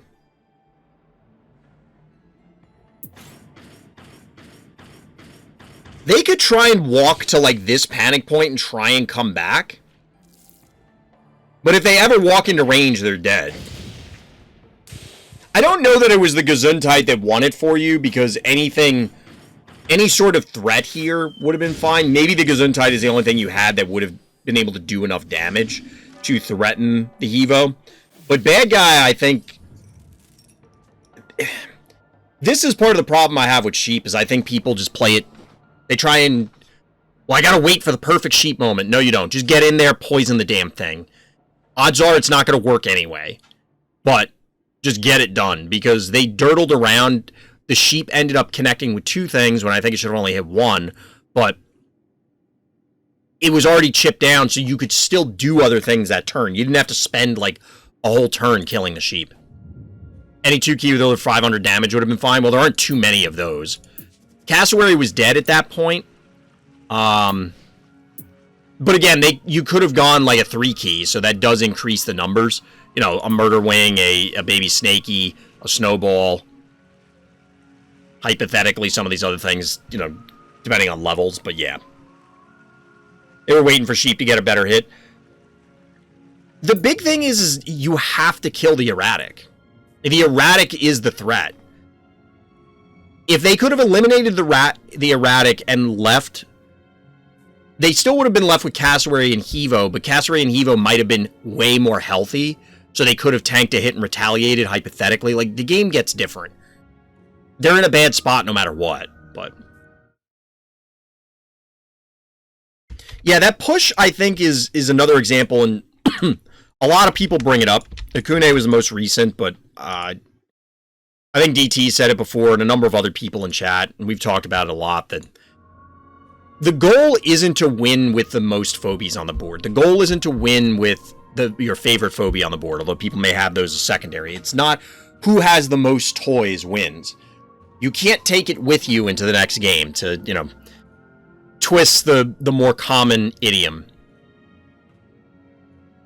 So just sacrifice the phobies when you need to.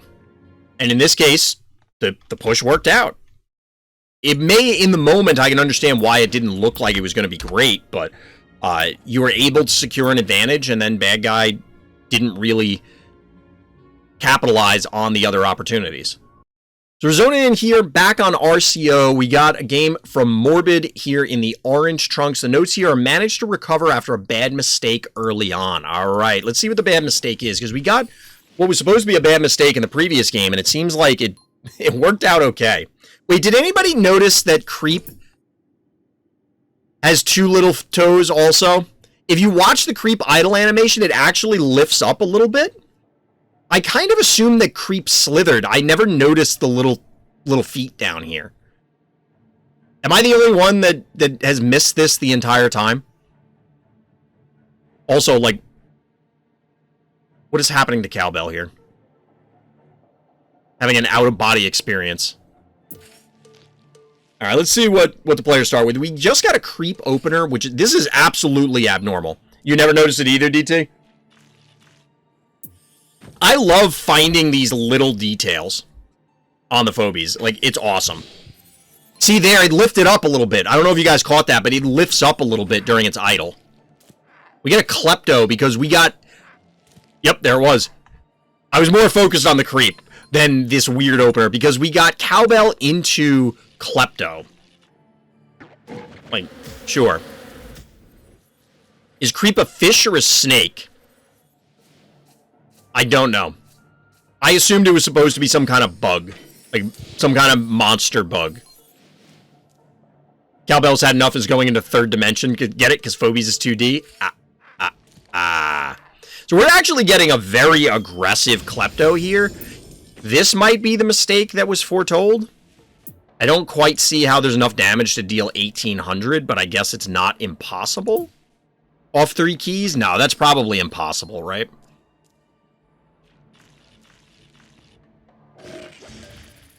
Cowbell dies. This is weird to sack this Creep like this. Because this Creep is just gonna die, right? Yeah, this Creep is just dead.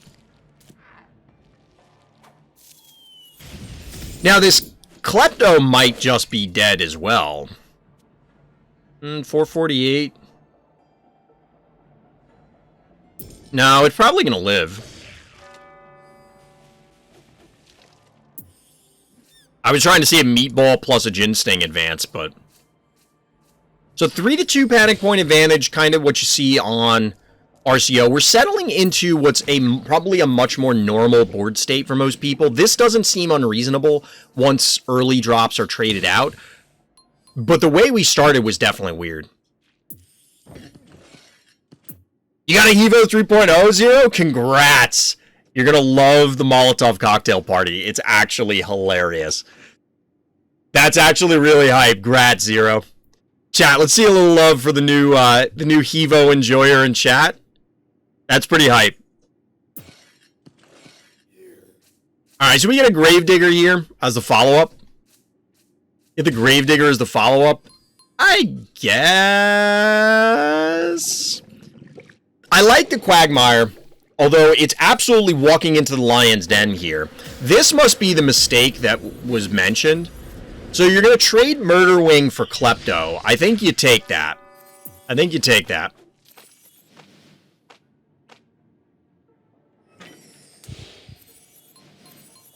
Could have killed the creep with a meatball and then stab the enemy Murderwing with a stabby? Yes. That sounds like a pretty good scary pack, Zero. You're getting Hevo and those upgrades? Seems good. Ooh, we get a Minotaur, chat. You don't see this every day. I love Minotaur. I love Minotaur. Is Minotaur tanky enough to try and fight into like a Stabby or Bowmangles? This is level 8. This is level 9. It feels as though it's not. This is not even 1700 health. I don't know. So Sheep goes in, get a big Sheep detonation on the Minotaur. Is it that big? I don't know. Quagmire's rotating, but Panic Point advantage, Bad Guy. Right now, Bad Guy seems to be in a pretty decent spot, but Sheep is going to go down most likely. I'm curious what this Gravedigger is supposed to be doing.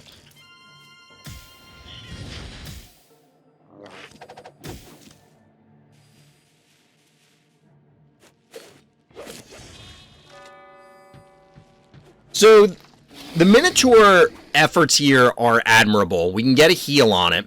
That would max out our hero, but we got a Muffin, so that's super good.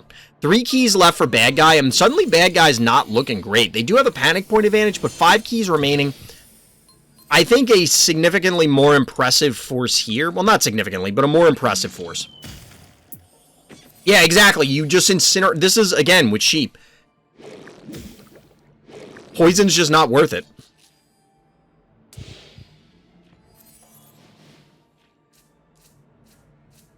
This is actually pretty cool. Good sneaky heads-up play by Morbid here. Cap this point down here because one flyer... There's no way for Bad Guy to get it back now. So it's minimum going to be 2 panic points for our hero at all times. Penultimate phobia from our hero is Blinky. Now at this point, we have very healthy forces here. The Minotaur could die, but that would mean deaths from these. So we'll take those, right?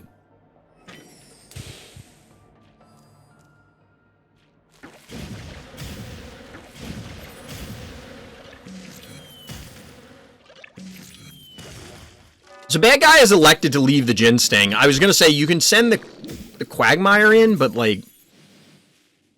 Okay.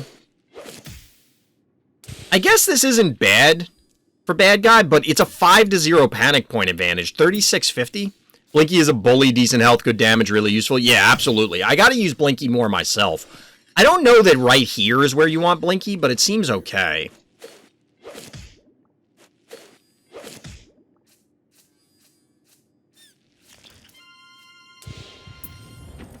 And we get Tickles as the last phobia. I do appreciate what Morbid did here, which is maybe...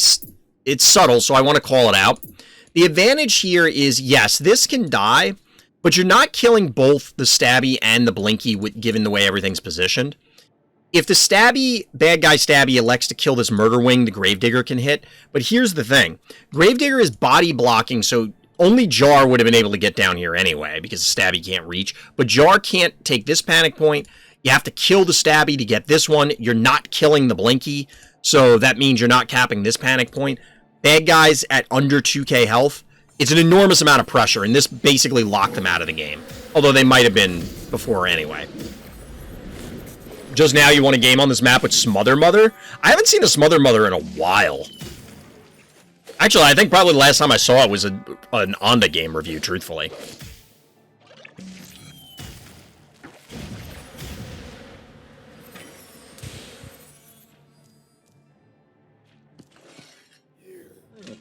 Yo, Gravedigger chop action.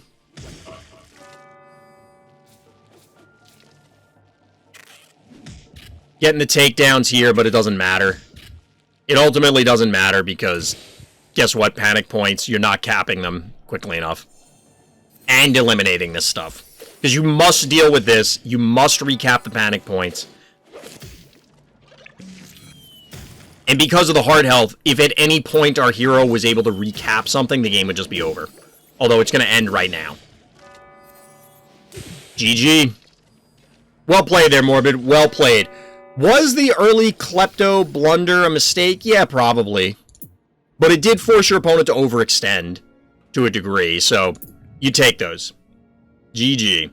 So we're once again looking at a pancake game. I didn't realize it when we were looking at the other ones, but shout out to the Grimes avatar on our hero. That's actually pretty sweet. And we're here on the penny dropped. Notes here, a Bluelian for the win. I love a little Bluelian action. I love a little Bluelian action. So what's the opener from our hero? It's actually kind of interesting with 1-1 here. 1-1 and then bank to 5. Is this a turn 2 Bluelian? Because that's kind of weird. So bad guy is respecting the damage output. Presumably they think that, you know, there's going to be a double-digit level jar that's going to risk killing this. I think you'd need a fairly high-level jar, even with these two connecting. You know, if this came down here and capped this point. Alternatively, it could be these two and then snowball, so that would guarantee it. You know. But stabby is, in fact, the order of the day. And our hero is being pretty aggressive, choosing to recap the top point. Really, AWOL? So this is dead. AWOL will live unless bad guy really wants to get their cassowary killed. Or the snowball if they flip it around or something, but...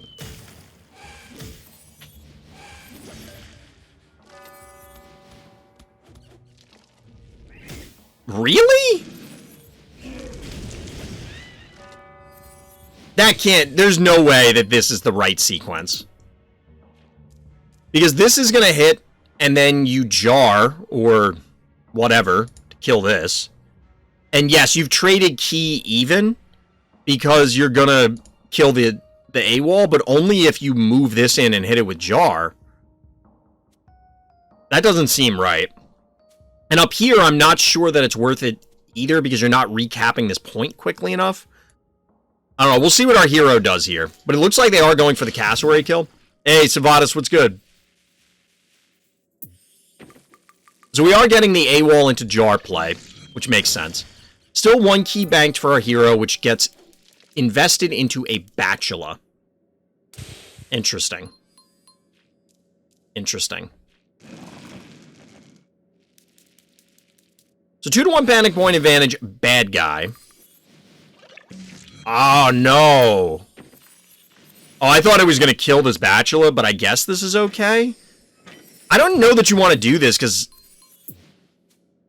571, 279, 570. So this and jar kill this, and then you can body block with the stabby. We'll see if they make that play. No, they're not going for it. I think I maybe am aggressive. You kill this. AWOL kills the Bachelor.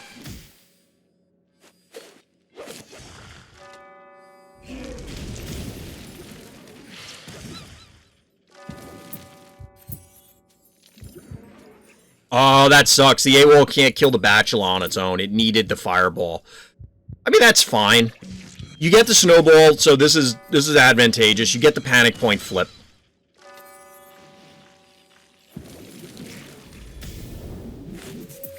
Wait, what is that show, Sivadas? So we get the creep connection, but I don't know that I care. I don't know what Pancake has for healers, although we know that there's a Bluelian at some point in this game. And since this jar was walked into range, it's just easy pickings for our hero's jar. And this means that the bee's splash is not going to land on the jar. The only way for Jinsting to connect here is to advance to here. Clearly not good. Bad guy is sacrificing a lot of stuff here. We do get a muffin, though. Do get a muffin to answer the question of what the healing options are.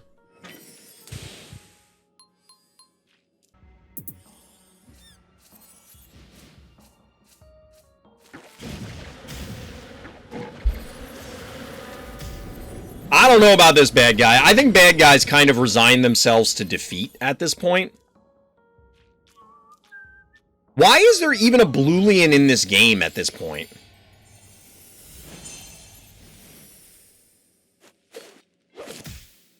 Really?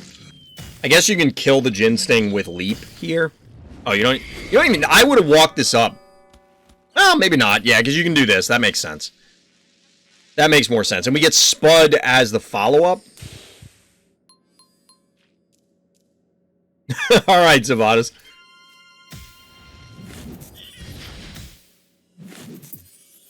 Get a little corn action from bad guy. I don't know what bad guy does here. Because why not play Bluelian when you have it? I mean, true. The jingle is worth it. The jingle alone with Bluelian and Greylien, which I keep... Greylien, I gotta work into more games.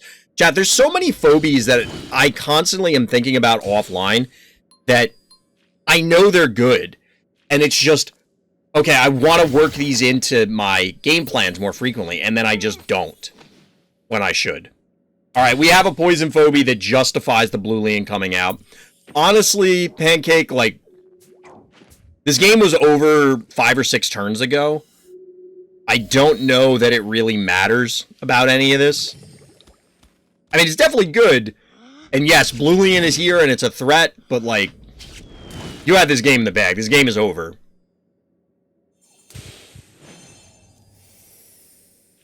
You want to watch Phobies bots battle? I mean, that happens in like every game.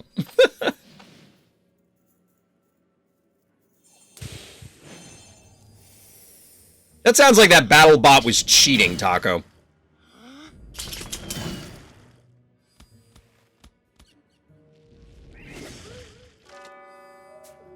This just, truthfully, feels as though Pancake was in complete control of this game pretty much at all times. The only time where the game was in doubt was when the game was starting.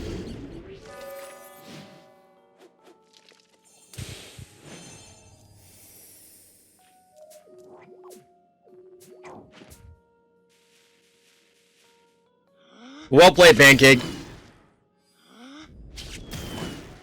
Well played. Down goes the sheep. So is that 3 sheeps tonight, chat, that have led to L's? Not that this one was because of sheep, but there have been 3 sheeps in games tonight, and they all were L's. I kind of want to keep this as a leaderboard to talk about sheep, because I don't know how many times I've seen it where it actually wins. It feels like it's almost never. Feels like it's almost never. But well done there, Pancake. Seems pretty good. Like I said, that game just felt as though there wasn't really any danger. The Bluelian's cool, but I don't think the Bluelian could have been any, just about any phobie. Could have been virtually any combination of phobies for those 5 keys, and it would have been fine. I don't think it really would have made much of a difference. Chat, I think you're going to be kind of conflicted as to who we want to win this game, because Sivadas is our hero in the blue trunks here zoning in on detention, but Kitten Lord is the bad guy, and Sivadas, did you do this on purpose? On this channel, we see more wins with bad sushi than sheep. You're probably right, DT. So, real talk, did you do this on purpose, Sivadas? You're going up against Kitten Lord, so you open double cat? Did you open double cat just because it was Kitten Lord? I think chat is going to be... Chat, I don't think... Like, this isn't somebody we know. I don't know who Kitten Lord is. I don't know if they watch the videos. Kitten Lord, if you're watching this, let me know down in the comments. Everybody else, like and subscribe. How about that? Get that in while we can. Check out the links while you're down there. Hit up the Discord and the live stream. But just because there's so many cat parents, we'll say, in chat, there's a lot of people who have cats in chat, so. No, I open 3 keys on this map often, but I'll say yes, fair. Fair. It would be funnier if you had Bad Omen as well. Oh, really, DT? Why is that? So triple 1-drop is your typical opener on this, Sivadas? That's interesting, and I think worth calling out, because I don't think I've seen anybody go triple 1-drop. Oh, check the notes. Good point. I didn't say the notes.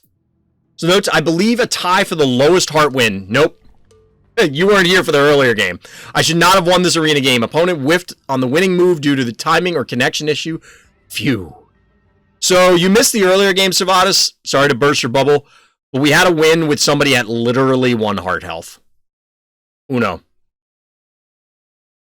It was tough. So we'll see how close this came. If we did it in a different order, it would have built up more suspense for the earlier game. But yeah, it was pretty epic. Like, the rest of the game was somewhat standard, but it was epic because of the amount of pressure that was put on. Hakune made a point earlier that this map feels similar to the floor's lava, which I can kind of understand. But the triple 1-drop opener is very interesting to me, and Kitten Lord here responded in kind. So I'm curious what drives that, because it looks like both of you are on the same game plan, jars plus 1-drops, and I don't... This seems like a mistake. Aren't you just going to one-shot their jar with your cat? Level 10? Because... Oh, there's a... Holy crap, there's a level 17 jar. Never mind. Oh, baby. Okay, DT, I gotcha. Ice Wave is my favorite battle bot. It's a horizontal spinner that uses the blade of a machine firefighters use to break open car doors, the jaws of life, and other heavy-duty stuff like that, and the blade can spin up the speed of a hurricane. Wow. It's pretty wild. Yeah, I saw you say that, Zero. Level 102. 40 levels above Sivadas. All right, Sivadas. Sivadas has got to get it. Gonna have to put in some work here. Still, the cat connecting on jar is significant. Hypothetically, anyway. Like, I would have maybe... you can't. I was gonna say maybe you skip hitting the Contortio. But the problem is the jar, in order to hit their jar, would have to... And I know this... I'll unpause at a different spot, because that's bad. In order for Hero's jar to connect with their jar, it would have to be here, which I think is where the Contortio was, so there was no way to actually connect. But ultimately, the cat does hit, and this is a very damaged jar now.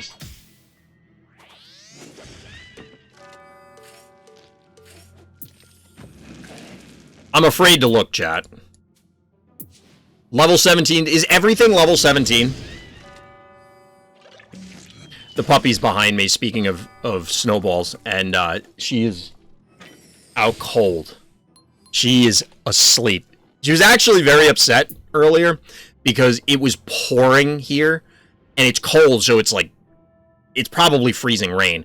So she really wanted to go out, so I opened the back door to let her in the backyard. She went outside, like, she could hear the sound on the awning in the back because it's metal, and it's just...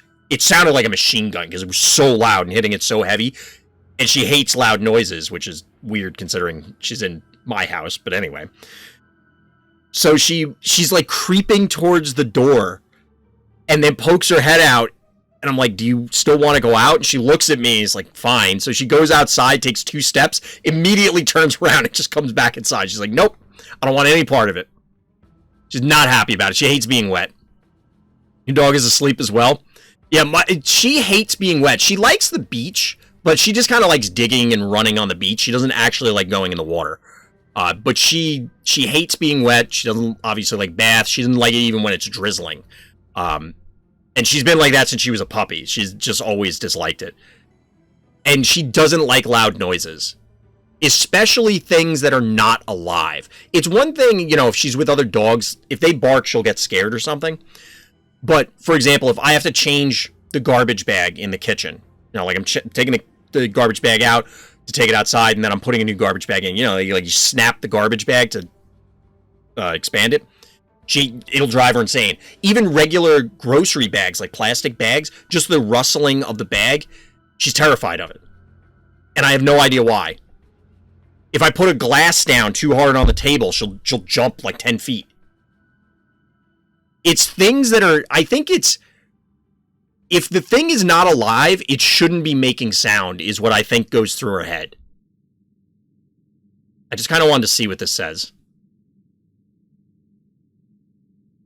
This is actually kind of interesting. There's like a map on there. Anyway. I'm going to have to use X's and triangles from now for my notation since it's officially in Phobies.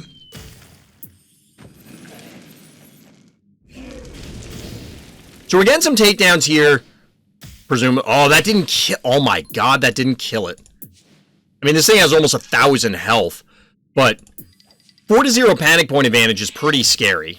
It's pretty scary.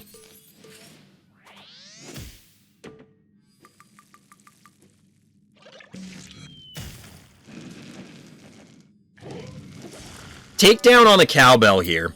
This is a heavy invade. Okay, so we've talked before about how Baby Snakey is kind of a bully, or can be. There's a level 16 Baby Snakey, almost 2k health and does over 700 damage. This thing is a big old threat. Yes, there were, Taco. So other than this game, the 3-1 keys allows me to make my opponent back off a little while I get my turrets closer. I sacrifice the ones, then flood with better Phobies. That's something that Gilbo used to push for with the stabby opener, but they would do it in reverse. It was advance the turret first and then flood with 1 keys. We were actually talking about the 1-1-1 opener early, and I don't really like it just because of things like Cassowary existing. So if you go first and I answer with Cassowary, it feels like I can answer your 1 keys and kind of bully you around. Not easily, but feels like it can be done. So, in the meantime, under 2k health, 12 health cat, because it actually tanked all that stabby damage.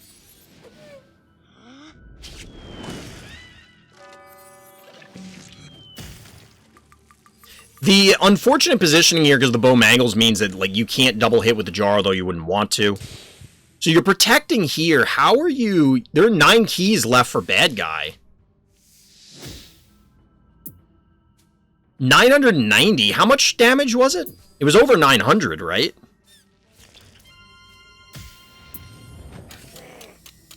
Wait. Hold on.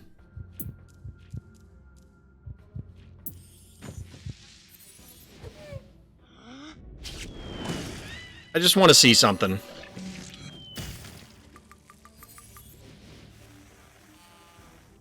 And I have to let the turn play out. 940 damage, chat. 940 will not kill our hero. But, like... Just go up! What are you doing? Go up! End the game!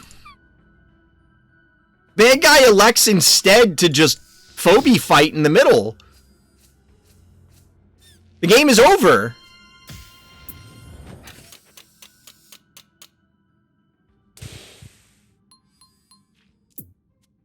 $50 health on the heart.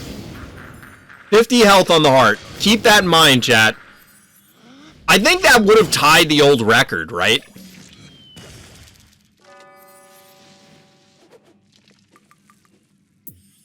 So obviously we had to get a droney. Like there was no other way. And we get the follow-up 1-drops. Sivadas is doing the right thing. You got to flood the board at this stage. You can't let things connect with the heart. You got a body block.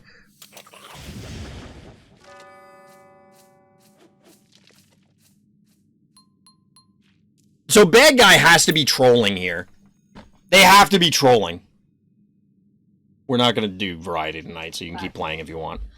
My wife just came to hand me the Switch, thinking I was going to do variety. It's because she just started her Pokemon save earlier today. You should have seen the happiness in her eyes when I said that we're not doing variety tonight. So he could have just used the bat and won. I don't think he missed it. I think Kitten Lord is trolling here. At the last second, he moved the canine before his turn ended. They could have won 3 different ways so far. So they could have just hit with the snake. They could have meatballed whatever was up here and then put the canine here. They could have just shot the heart. They have to be trolling. Like, even right here, Sivadas is making the correct play, but just fly the thing in and shoot it. Or fly this in. Oh, no, meatball's down, so I take it back. They couldn't have meatball, but they could have won twice. They could have won twice. So I'm assuming trolling, because there is no chance that you don't notice the heart is this low at this point, right? There's just no way.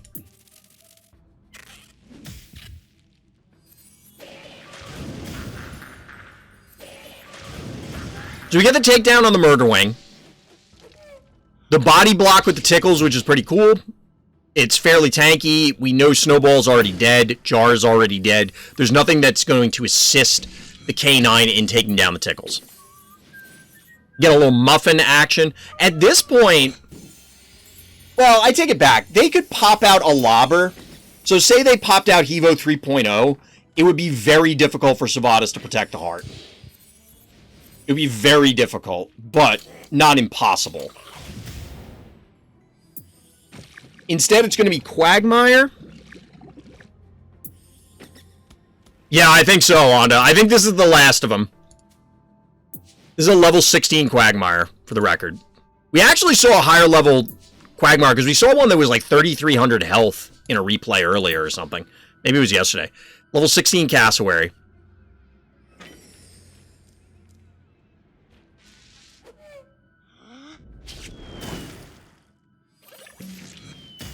But yeah, at this point, bad guy... I mean, the Quagmire could be a bully here.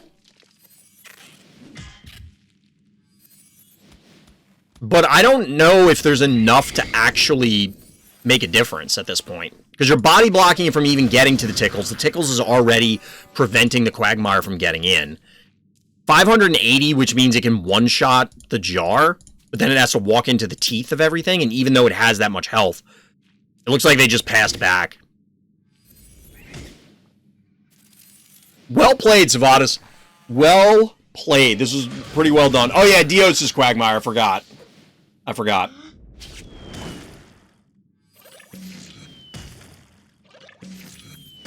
Well played. I don't know for sure if Kitten was trolling. I'm saying it's a troll. Maybe they just missed those plays. But when the heart is that low, to miss killing, like just ending the game multiple times in a row, it feels like it was done intentionally. I could be wrong. So far be it from me to say that Kitten Lord was intentionally BMing. So I'm just not going to repeat it. Put it that way. GG. Well played, Sivadas. Definitely hanging in there. Definitely showing off that you can win under-leveled. It can be done. Admittedly, with a little assistance from your frenemies, I guess. All right. As mentioned before, we're getting some repeat submissions in. This is Dogewhal here on the once floor, actually rotating out, and this is Miss Shaw's map, and unfortunately it seems like a lot of people are not huge fans of it. They're leaning towards that it's a stalematey map, reminded people of Xylo, for better or worse. But we're getting, in this case, a mirrored Murder Wing opener, but in addition to Cassowary down here. I don't know that I like Cassowary a lot on this map, but Cassowary is good enough that it shouldn't matter too much. So no mercy on the tin cans is the answer from Dogewhal. We'll have to see. Hey, Alan, thank you for the follow. Much appreciated. Much appreciated. Sorry I missed that earlier. All right, Zero, have a good night. Thanks for hanging out.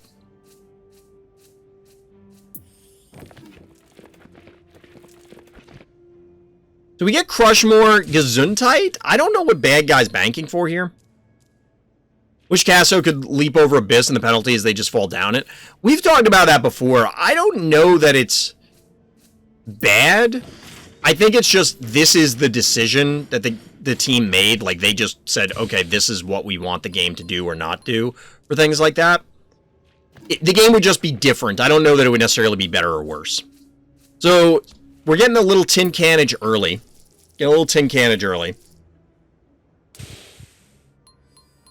Which makes sense.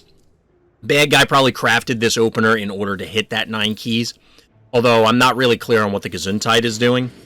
Again. But the Kivo needs to respect the spider. Noxious is the follow-up, which could allow for some interesting setups here. You can't do too much.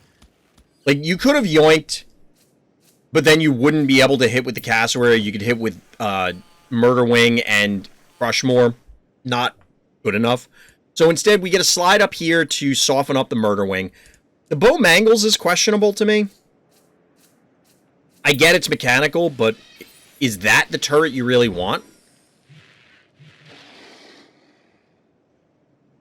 And then Innocuous at a bad guy. That makes sense. stalemating maps, you're going to have sight lanes.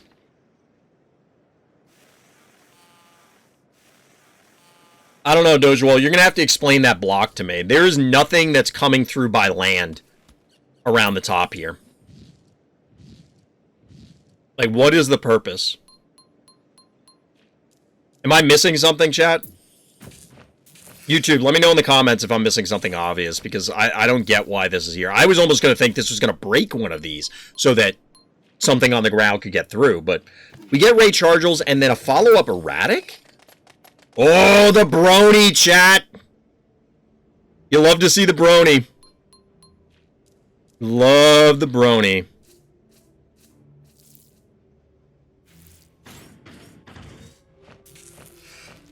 I legitimately do not understand the... Oh my god. This is gonna brony literally everything on the other side of the board. If this brony goes in, it goes 1, 2, 3.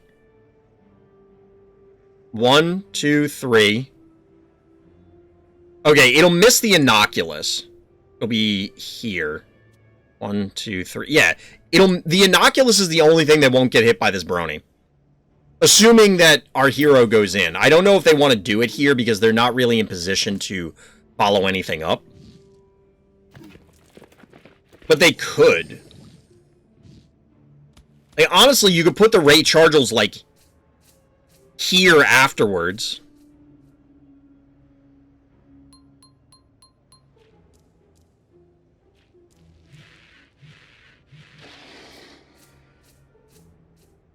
Bad guy. I don't think bad guy understands how the brony's gonna wrap. The brony's gonna wrap around. Yeah, we're getting a brony here. It's also gonna cap the panic point. Oh yeah, it's not gonna wrap to this because it's this is blocking LOS, so. But still, like that's a really good brony. Cap this panic point, 4-1 panic point advantage. You break this, so now you have access through here. Yes, there's Hevo here, but what are you going to do? Walk Hevo into range of Ray Chargels and everybody else? Oh, by the way, that Hevo would probably also... Whoop, I didn't mean to do that. Let's see what bad guy does. I was trying to click on the spider down here to point out that it could yoink something, but... So we do get the poison going down, but no damage, which is relevant. The fact that brony just made my kaboom 0 damage. Wait, brony will deactivate the damage from the ability? On that? I guess it does here, so it's going to be the same thing. That makes sense. I was actually thinking about that the other day. I wasn't sure if it did that. That's actually hilarious. Sorry, Onda. Everybody pour one out for Onda. Okay, so Ray Chargels goes down, but we get a yoink. We get a pretty hype yoink on the Hevo. Oh, and by the way, 5-0 panic point advantage.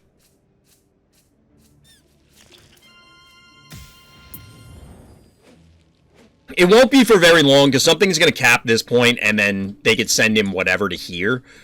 But depending on what they send in, you know, if they send in erratic, it's going to get poisoned. The spider is vulnerable. The spider could die because of this and other effects, but...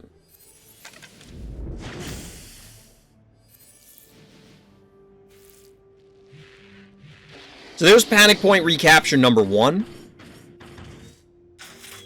Regular tin can comes in to lay down some more fire onto the spider. Spider's healthy enough that it wouldn't die from this if this moved, though, so that's relevant. It lives to yoink / poison another day. Brony effect is now officially worn off. But it's definitely put in a lot of work. This was maybe not the most savage brony we've seen. But this was a solid brony. This is a solid brony.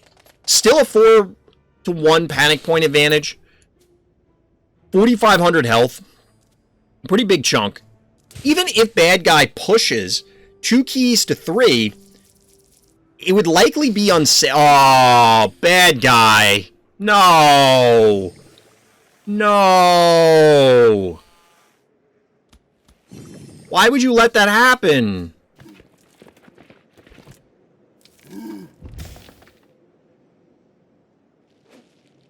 At this point, it's just a matter of bad guy can't do anything.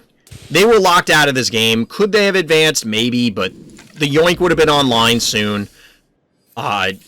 Eventually, Brony's going to come online, so even if they get a bunch of panic points, our hero could send Brony back in, turn everything off, and then re-invade. They don't really have the setup in order to deactivate permanently the pterodactyl. So, 4-1 panic point advantage still.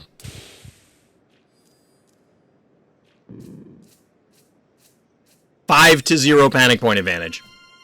Just saying.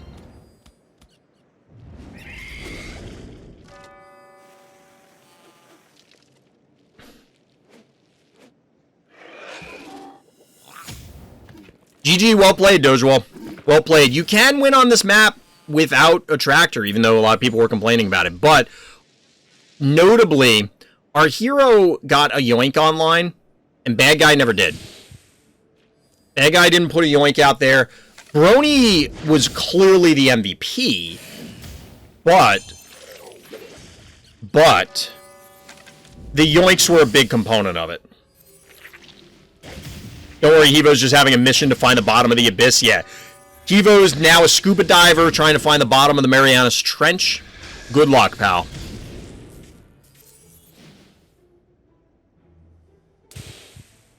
$11.25 on the damage on the hard chat. Is this a insult to injury, Brony? Brony is active. Yeah, this will be an insult to injury, Brony. Little bit of BM here from Dogewhal, but if you have Brony, you got to do it to him, right? I guess. GG, well played. Well done, Dogewhal. That was actually very well set up. I actually like that a lot. If you want to remember for the next time once lore comes back into rotation, keep that set up in mind, because that worked out pretty well. Well done there, Doge. No mercy on their tin cans was absolutely accurate. All right, chat, we're going to do the final pancake game that was in this set of lists, and then we'll call it an evening. We'll be back tomorrow for some variety. We're going to be playing some more Pokemon. If I can get the Switch back from my wife. If I can't, we'll find something else to play. But we'll see how it goes. All right, so one more pancake game. Had a lot of them submitted, but we're actually getting through them all. The notes here are time to get pampered by a spa day. I have to wonder, are we going to see another Bluelian game? Are we going to see another Bluelian? Because that seems to be the primary thing we see from our Grimes avatar having hero pancake. This is interesting because if I recall correctly, we only did this review a couple games ago, but I mean, we did a lot of reviews, so they all kind of run together after a while. That Pancake opened 1-1 into Stabby on the penny dropped, I think, as well. So if that's the case, it's notable. Phobies is a game where picking up on tendencies from players is important as well, where it could be because of collections, it could be because they just like those Phobies, it could be they are the best strategy at the time, whatever.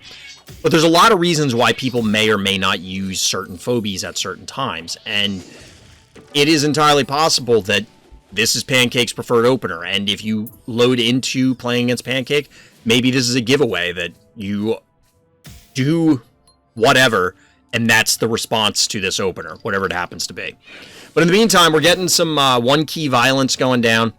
I don't really agree with this bad guy, but they did bank to 7 keys, and oh boy, that is a very early game fish tank. Fish tank. I don't know about that one, chat. So the cat here presumably is going to survive its injuries from the poison. And all of a sudden, it's fish tank staring down these. No bowl is big enough, it's true.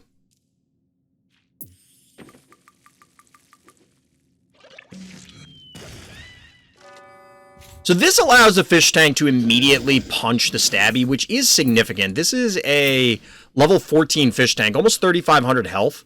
Get a little chomp action. Get a little chompage. I don't know about this, chat. Like, Honestly, I would just sit here and man fight this thing. You just stand here and Phobie fight in the middle. It's like, okay, you want to punch it to death? Have fun. I'm going to get it with the dimensional pull. Assuming this thing doesn't just die. This is a lot of damage. Pancake banked and all. That's brutal.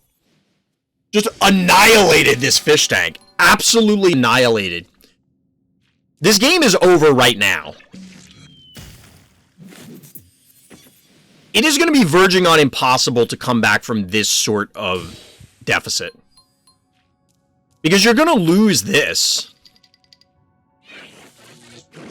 Jar goes down just getting one shot by the Electrocat. Level 9 Electrocat. Yeah, you get a little chompage for that. Triple panic point advantage for Hero. Stabby's in position. This Stabby presumably kills the Electrocat, which frees up the keys for our hero. Here's the thing. When you're ahead, you can bank like this. You can bank like this. It's like, okay, yeah, you can pop out some low stuff to try and fight me. I'm going to come back with a windmill slam, just a haymaker, and absolutely knock you on your butt.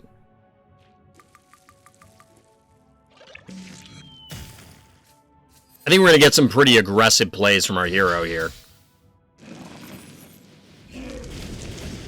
Was that really necessary? You had Meatball. Wow, what level? This is a level 10 Bad Omen. It had 1,000 health. But these two would have been enough. Or should have been. So why move up the jar?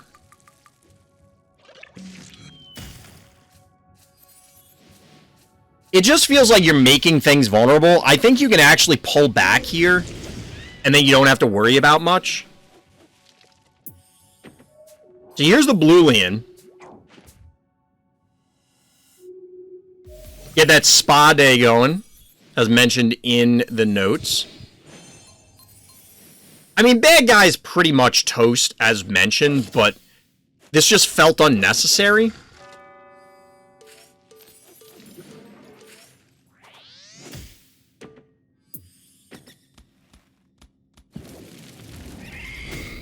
Softening up the Murder Wing, but still not enough. Down to 3 keys for bad guy. Still 4 remaining for our hero. And there's still room on the team to add that 4 key, whatever it happens to be. There's the Meatball. Oh, not quite enough to take down the Cassowary.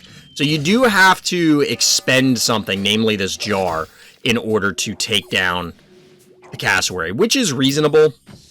Hydra is the last phobie from our hero. I don't know what bad guy does to fight this. I think this is just one of those, yeah, Hydra, I don't want to say it's BM, but you pretty much lock up the game with this, right? What are they going to do to stop you?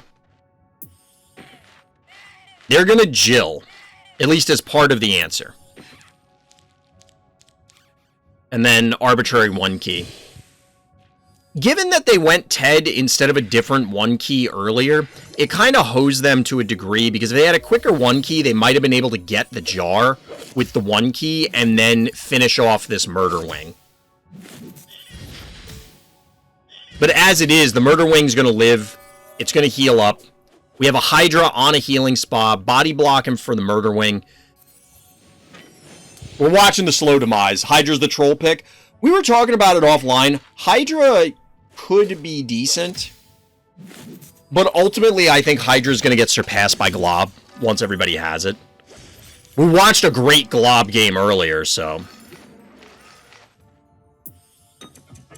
Boom is the final phobie for both players. I don't think any of this matters. Going from healing spa to healing spa. Hilariously enough, the Hydra can't one-shot the Ted, which is kind of funny.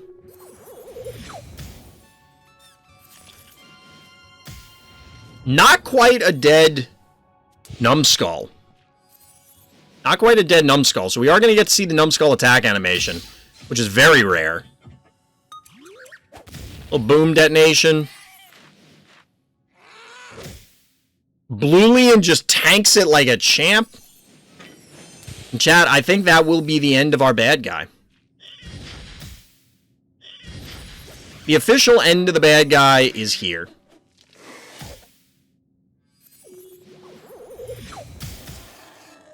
Finish it out with a little jingle, and GG. Well played, Pancake. Well played. Spa Day is right. Definitely got some value out of that, although I think the game was decided before that happened. Similar to the other one that we watched earlier from Pancake, where they mentioned that there was some Bluelian action, but the game was over. Like, the game was decided before the Bluelian hit the board. All right, chat. Definitely a lot of fun looking at these games. There was definitely some cool stuff, especially that glob. I got to pull those clips. That's 100% going up. But yeah, that's going to do it for tonight. There are some games for next week that are in the list, but right now, there aren't too many. There aren't too many. In fact, there are 2. There are only 2 games. So, if you want to get your game reviewed, throw it in the list. Or, if you want to come and talk about Phobies, it's also where you submit game reviews, but hit up the Random Thoughts Discord. The link for that and the live stream RTChompGG over on Twitch, of course, are in the description of this YouTube video. Likes and subscribes definitely help, trying to hit 1,000 subscribers here on YouTube. And let me know what other Phobies content or other game content that you want to see. But I'm going to call it a night, at least for now. We'll be back with more Phobies soon. But as always, everybody, thank you for listening, thank you for watching, and Black Lives Matter.